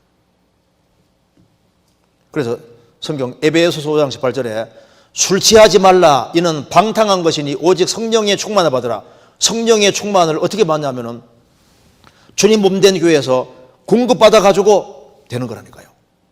그래서 술 취하는 거하고 성령 충만을 연결시키는 이유는 술 취하는 거 반대로 하면 누구든 충만하게 되는 겁니다. 술 충만하게 되는 길, 제가 이거 좀, 저는 술을 안 먹는 길을 택해 가지고, 그런데 저희 집안 식구가 술꾼 집안이거든요. 그걸 보면서 아, 이렇게 하면 충만되구나, 그걸 알 수 있었는데 이렇게 하면 됩니다. 어떻게 술 충만하게 되느냐? 일단 충만하게 되려면 술이 많이 들어가야 술 충만이 되는 겁니다. 그러니까 술자석에 자주 참여합니다.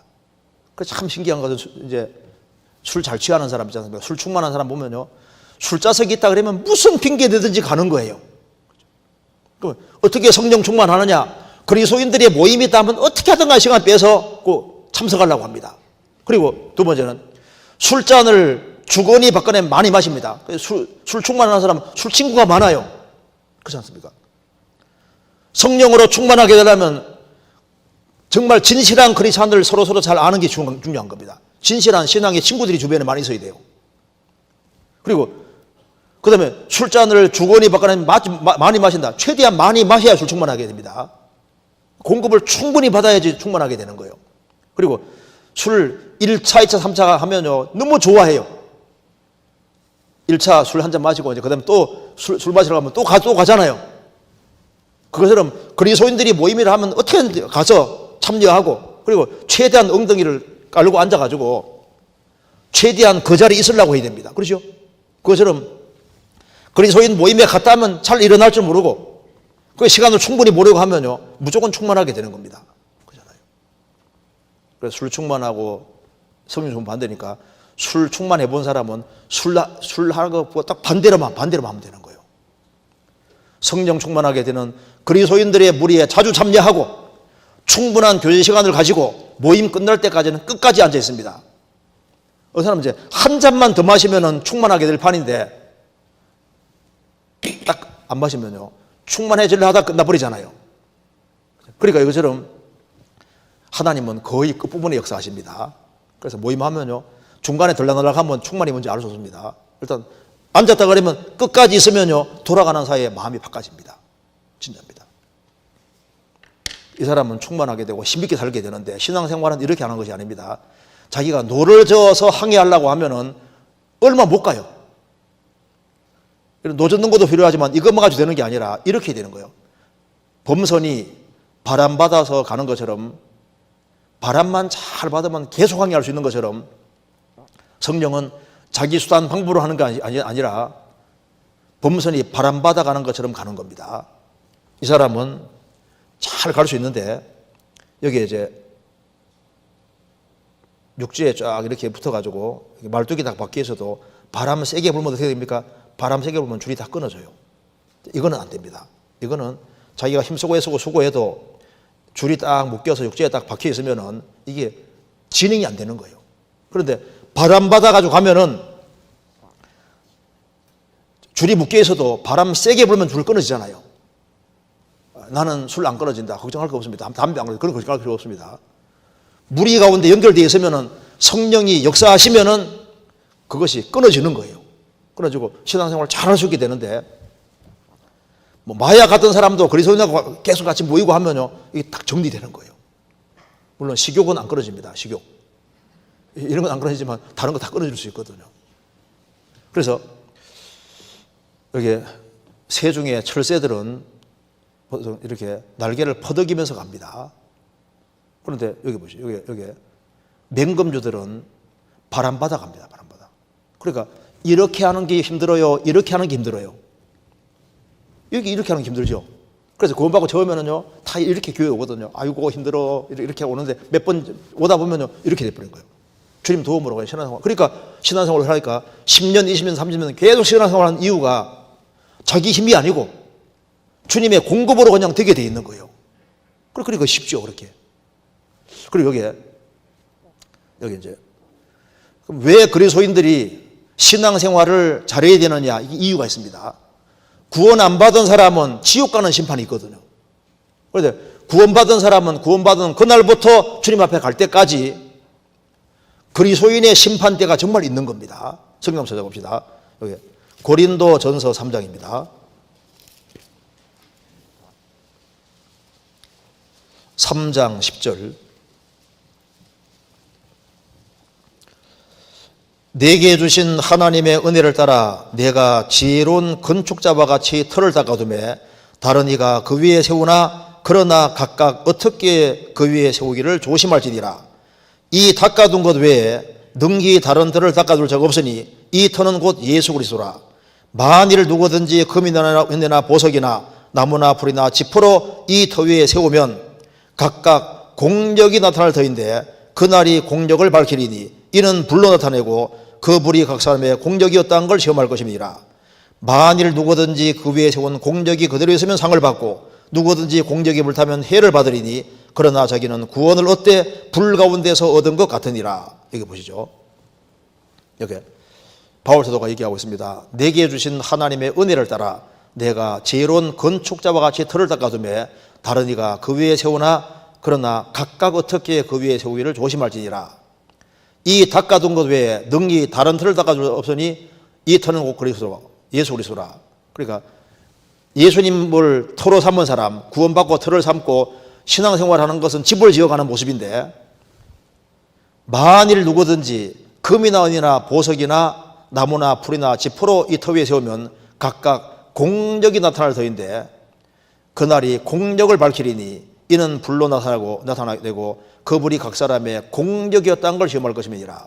여기 보시면은 그리스도의 심판대 뺏으면은 금은 보석 이런 거로 집을 지은 사람이 있는가 하면은 나무나 풀이나 지퍼로 세운 사람이 있는데 공력이 나타나는데 어떤 재료로 쌓은지가 나타난다는 겁니다. 그날이 공력을 밝히는데 이는 불로 나타내고 불이 각 사람의 공력이었다는 걸 시험할 것입니다. 불이 지나가는 자리는 각 사람이 아니고 각 사람의 공력에 불이 지나간다고 말입니다. 그러니까 구원받은 사람은 주님 피로 대속이 됐고 주님이 대신 심판 받았으니까 구원받은 사람은 심판 안 받아요. 그런데 구원받은 사람이 구원받은 것으로부터 신앙생활 한 것에 대해서는 불이 지나간다고 말입니다. 그래서 불이 샥 지나가는데 그 사람에게 불이 지나가는 게 아니라 구원받은 후에 신앙생활에 불이 지나가는데 금은보석은 남으니까 상이 되고 나무나 불이나 지퍼는 다 타버리니까 손해본다고 말입니다. 그러나 자기는 구원을 얻되 불 가운데서 얻은 것 같으리라. 주님 피로 대속됐으니까 구원받은 사람은 심판을 안 받는데 구원 얻는데 불 가운데 얻은 것 같으니라. 자, 여기 보시면은 둘 다 똑같이 예수님 피로 구원됐는데 금은 보석으로 집을 지은 대표적인 사람이 아브라함이고 나무나 풀이나 지퍼로 지은 대표적인 사람이 롯인데 소돔 고모라 불탈 때 롯은 살아났지만은 자기 수고한 건 다 없어진 겁니다. 대골 같은 큰 집을 지어놨는데 불만 나서 그 사람은 튀어나왔지만은 그 사람 수고한 것은 다 없어지는 거예요. 그러니까 구원받고 신앙생활을 잘하기를 조심할지니라. 그럼 어떻게 하면 상 받을 수 있느냐? 간단해요.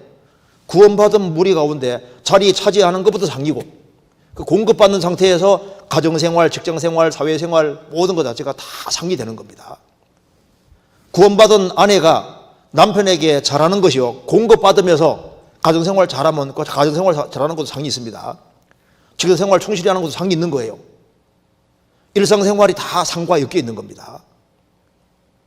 그래서 주님 공급받는 힘으로 신앙생활이 되고 이제 그리고 상이 계속 연결되게 돼 있는 거예요. 자, 그리고 여기에 이제 구원받은 사람은 주님께서 원하시는 것이 여기에 시편 89편 37절에 또 궁창에 확실한 증인 달같이 영원히 경고히 되리라 하였도다. 궁창에 확실한 증인이 다리라고 했습니다. 구약시대 이스라엘 백성들은 여호와의 증인이고 신약시대 그리스도인들은 예수의 증인입니다. 오직 성령이 너에게 임하시면 너희가 권능을 받고 예루살렘과 온 유대와 사마리아 땅까지 이르러 내 증인이 되리라. 그래서 증인의 모습이 달의 모습인 겁니다. 여기 보시면은 태양은 예수님의 그림자입니다. 예수님의 그림자가 되고 지구는 세상 그림자고 달은 증인의 그림자입니다. 태양은 발광체고 달은 반사체입니다. 그래서 주님 빛을 받는 것에 따라서 영향빛이 지는 게 다른 거예요. 그럼 여기 이 지구가 달이 지구에 영향력을 미치려면은 일단 지구하고 달은 붙으면 안 됩니다. 떨어져 있어야 됩니다. 그러니까 증인 역할을 하기 위해서는 세상에서 구별되어야 됩니다. 그러니까 이제 증인 역할을 잘 하려면은 구별되어야 되고, 구별. 일단 지구하고 달하고 붙으면은 증인 역할을 보게 되는 겁니다. 세상과 짝짝꿍하면 증인 역할은 끝나버리는 거예요. 그러니까 구별되는 것이 제일 먼저 중요하고, 그 다음에 달은 지구와 계속 관계를 맺고, 관계 맺으면서 공급을 잘 받으면은 빛을 비추게 되니까, 그러니까 주님의 빛을 받아 구원받을 수 있게 되는 겁니다. 달 중에도 보면 종류가 여러 가지가 있지 않습니까? 이렇게 빛을 많이 받으면은 이제 이게 보름달처럼 보이는 거예요. 주님 빛을 조금 받으면 조금밖에 못 비칩니다. 그러니까 증인 역할을 하는데 어떤 사람은 환하게 밝아서 아주 증인 역할을 잘하는 사람이 있는가 하면 어떤 사람은 반달입니다. 반밖에 못 비춰요. 그러니까 공급을 잘 받으면 되는 겁니다. 항상 지구와 관련 맺어야 됩니다. 그러니까 우리가 세상에 왜 살아야 되냐면은 주변 사람에 영향을 미치기 위해서. 그러니까 세상에서 구별은 되되 좋은 영향을 미쳐야 되는데 희생하고 수고하는 모습 보이면은 그러면 이제 사람들을 주님으로 인도할 수 있게 되는 겁니다. 그렇잖아요. 그래서 나는 증인이다. 이걸 잊지 말아야 됩니다. 그리고 여기 보시면요. 그리스도인들이 여기 신들러 보면은요, 참 이게 참 교훈적입니다. 신들러가 그 독일에서 아주 굉장히 큰 부자였는데 유태인들이 계속 죽어가는 것을 보고서 유대인 살려주려고 공장도 만들고 리스트를 쫙 만들어서 그 가스실에 들어갈 사람을 건지자 1,100명 정도 건집니다. 그런데 아쉬워하면서 야, 내가 조금만 돈 탕진하지 않고 했다면은 정말 더 사람을 구원할 수 있는데 하면서 후회하는 장면이 나와 있습니다. 봅시다. 여기.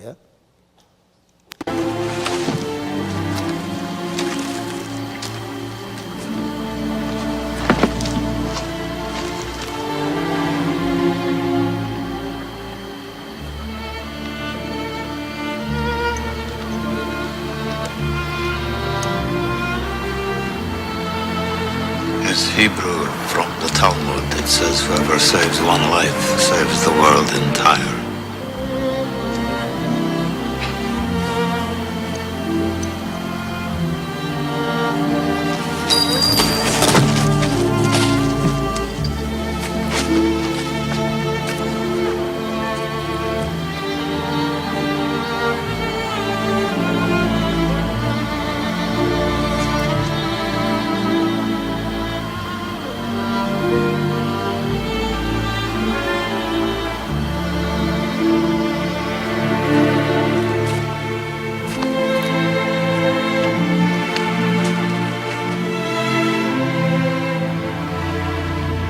I could have got more out. I could have got more. I don't know if I just... I could have got more. Oscar, there are 1,100 people who are alive because of you. Look at them. If I'd made more money...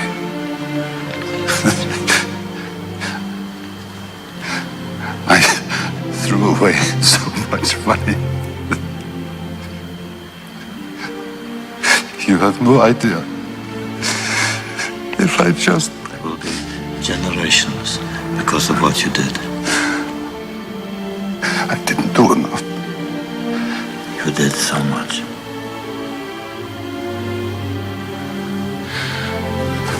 This car. Kurt would have bought this car.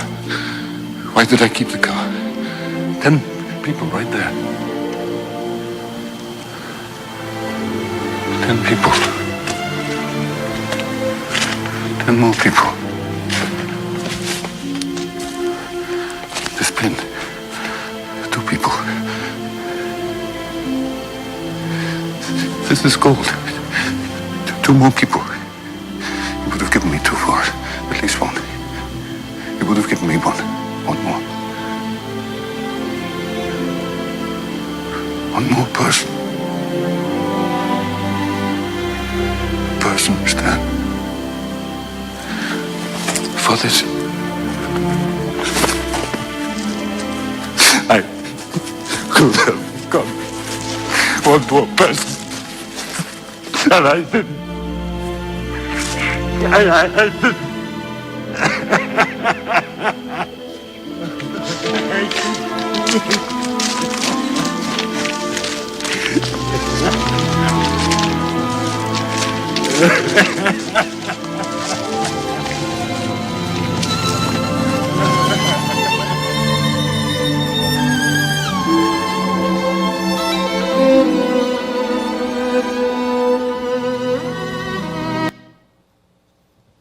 그러니까 이렇게 많은 사람을 건졌으면서도 후회하는 거 봐요.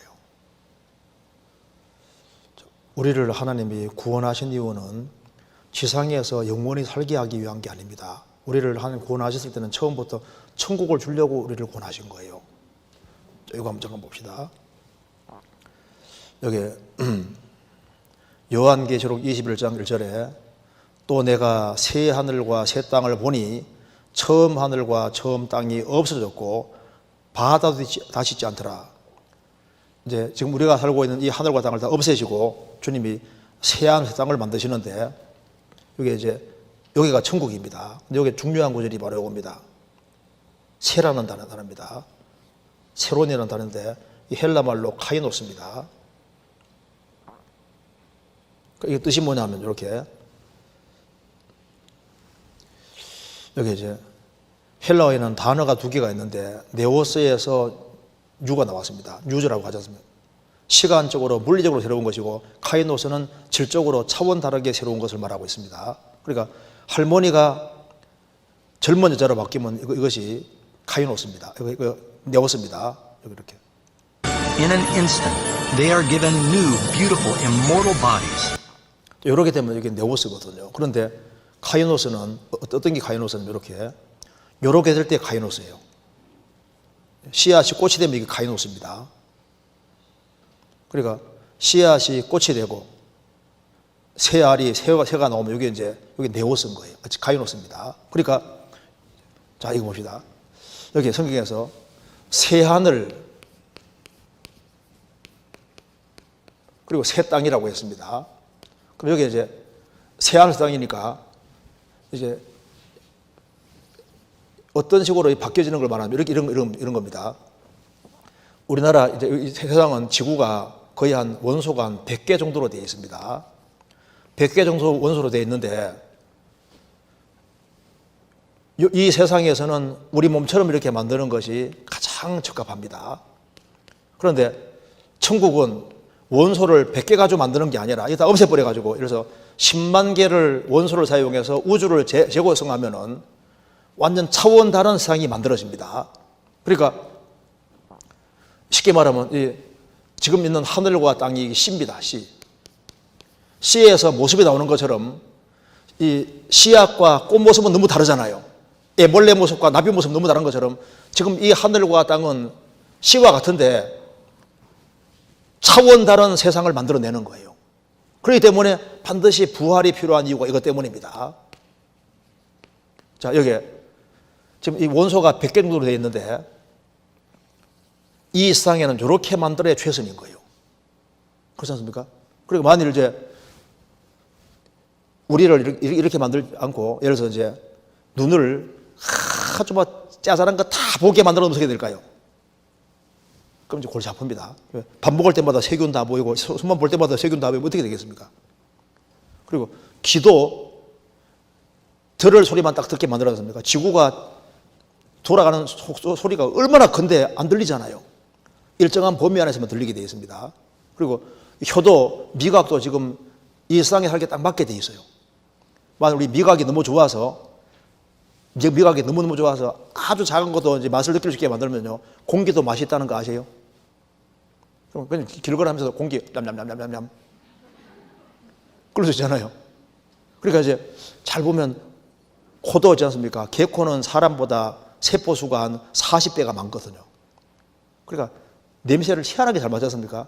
우리 코가 참 잘 만들어졌어요. 옛날에 재래 화장실 딱 들어가는 순간 냄새가 확 나오잖아요. 근데 조금 시간 지나면 냄새가 안 느껴지죠. 그래서 천만다행이지 냄새를 계속 느끼게 만들면 화장실 들어가서부터 막 나올 때까지 얼마나 고생하겠어요. 자, 보면 이 세상에서 우리 몸을 요 정도로 만드는 게 딱 알맞는데 요 세계 속에 딱 들어가려면 이런 몸 가지고 들어가면 절대 안 보여. 그러니까 우리 몸을 차원 다른 몸으로 바꿔주셔야만 이 부활의 세계가 보인다 그 말입니다.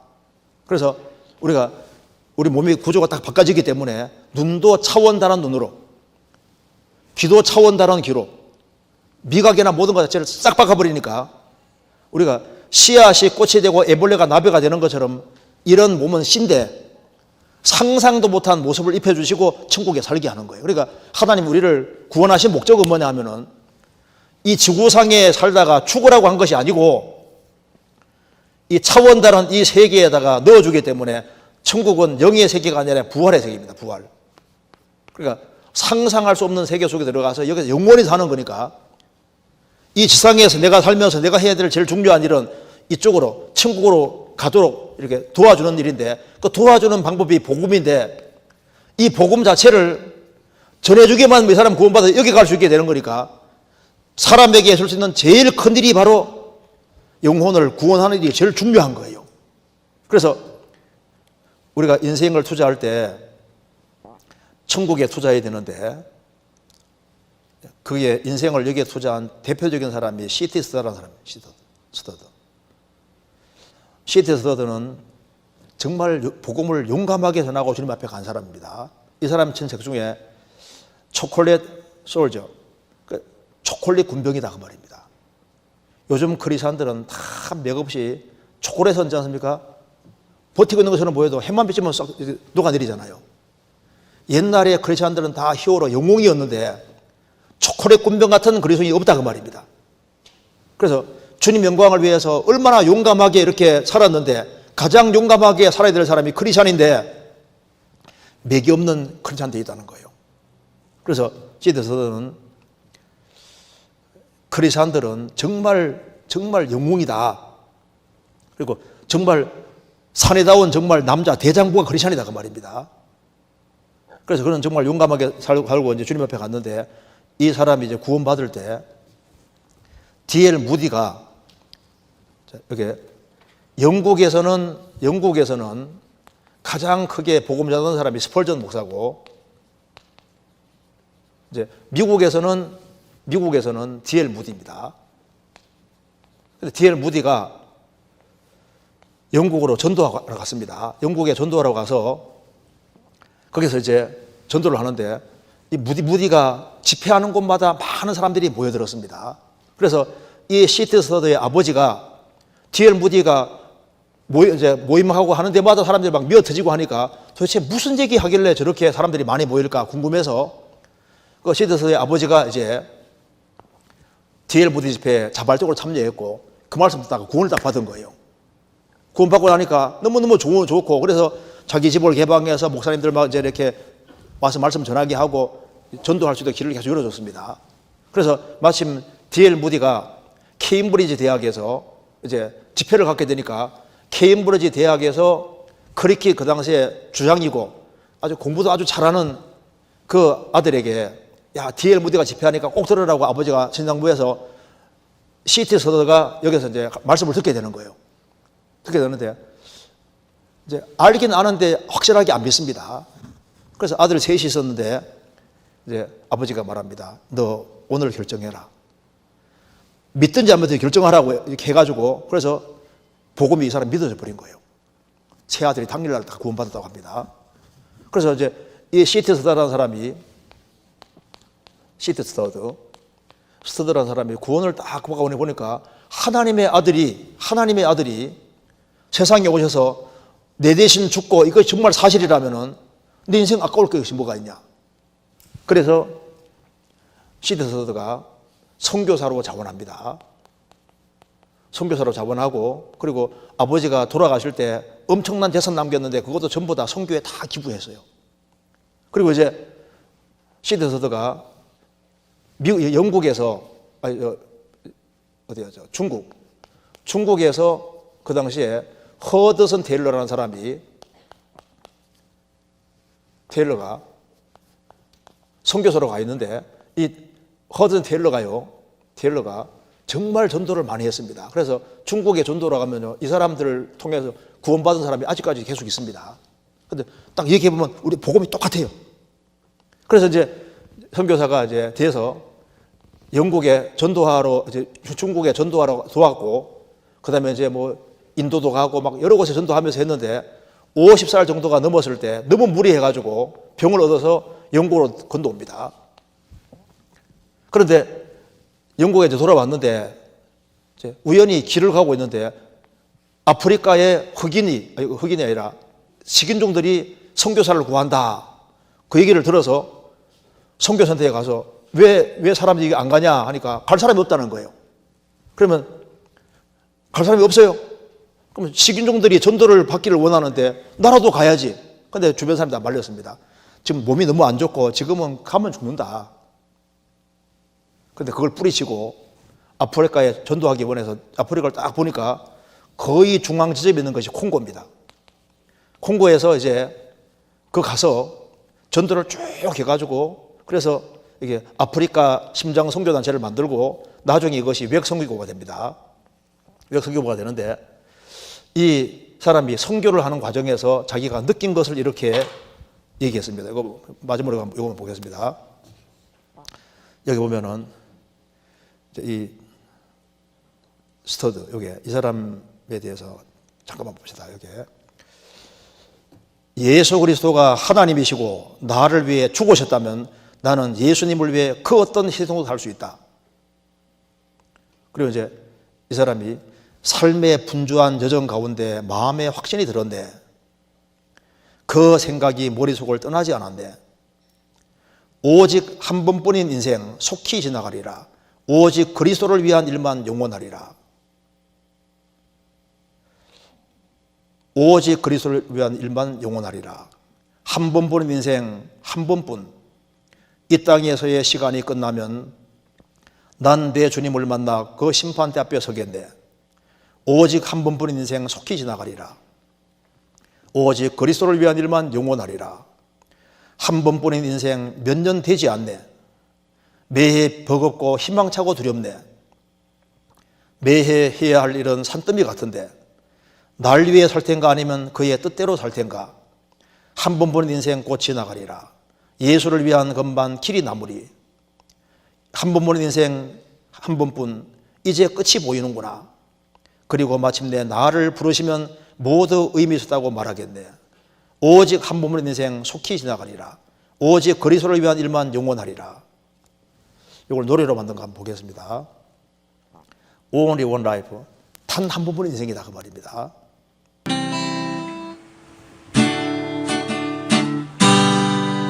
There's only one life, it will soon be past. What's done for Christ alone shall last. There's only one life, it will soon be past. What's done for Christ alone shall last. When I die, how happy I shall be. If the lamp of my life has been burned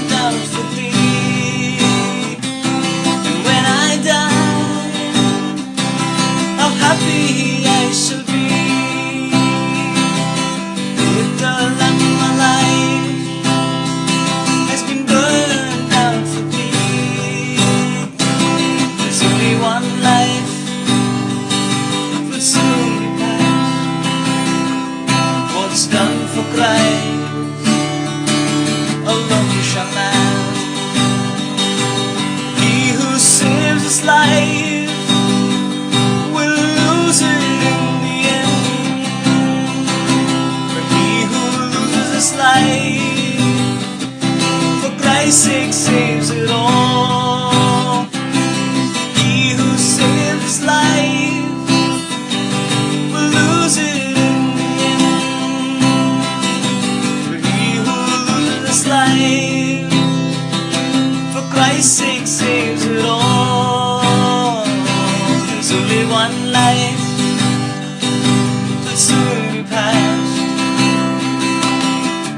What's done for Christ alone shall last. For what profit is it if a man gains the world and loses his soul, and is finally destroyed? For what profit is it if a man gains the world and loses his soul, and is finally destroyed? There's only one life that's soon be past. What's done for Christ alone shall last. A disciple of Christ denies self and forsakes all, daily takes up his cross and loves and follows Christ. A disciple of Christ denies self and forsakes all, daily takes up his cross and loves and follows Christ. There's only one life that soon be past. What's done for Christ alone shall last. Oh, the fields are ripe, but laborers are few. Who will go for us? Whom shall I send? Oh, the fields are ripe, but laborers are few. Who will go for us? Whom shall I send? There's only one life that soon be past. What's done for Christ alone shall last. There's only one life that soon be past. What's done for Christ alone shall last. There's only one life that soon be past. What's done for Christ alone shall last.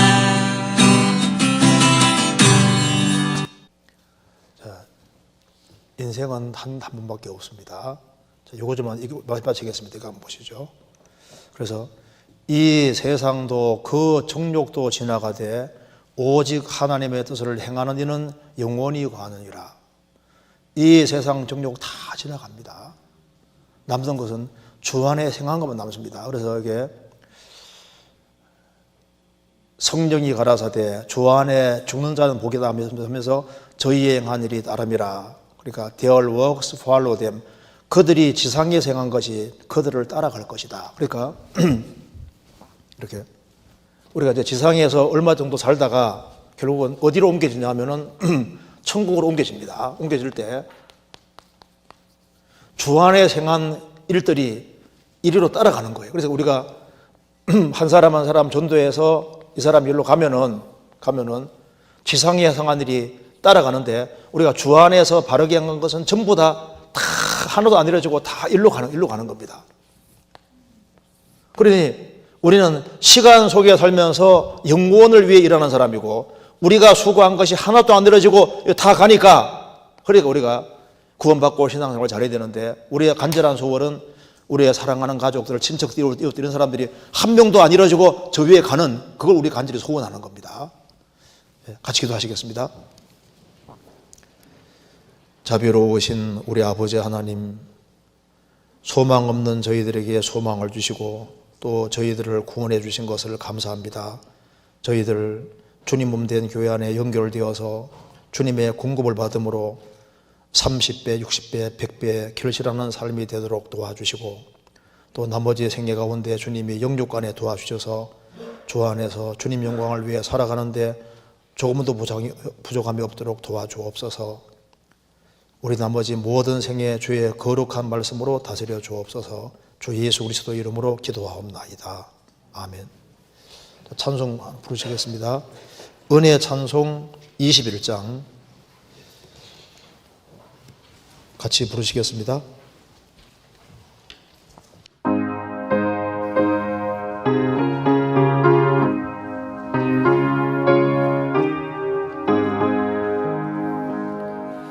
슬픔과 수고로 주께 오니 내 죄를 지시고 내 죄를 지셨네. 그 사랑 내 맘에 기쁨 되니 내 죄를 지셨네. 내 죄를 지시고 내 죄를 지셨네. 항상 기쁨을 주시니 주께서 내 죄를 지시고 내 죄를 지셨네. 내 힘에 지나던 짐과 같은 내 죄를 지시고 내 죄를 지셨네. 예수께 모든 짐 다 맡기니 내 죄를 지셨네. 내 죄를 지시고 내 죄를 지셨네. 항상 기쁨을 주시니 주께서 내 죄를 지시고 내 죄를 지셨네. 밤에 두려움 없게 하니 내 죄를 지시고 내 죄를 지셨네. 완전한 평안을 항상 주니 내 죄를 지셨네. 내 죄를 지시고 내 죄를 지셨네. 항상 기쁨을 주시니 주께서 내 죄를 지시고 내 죄를 지셨네. 아무나 예수께 부탁하면 그 죄를 지시고 그 죄를 지셨네. 완전 행복을 항상 주고 그 죄를 지셨네. 내 죄를 지시고 내 죄를 지셨네. 항상 기쁨을 주시니 주께서 내 죄를 지시고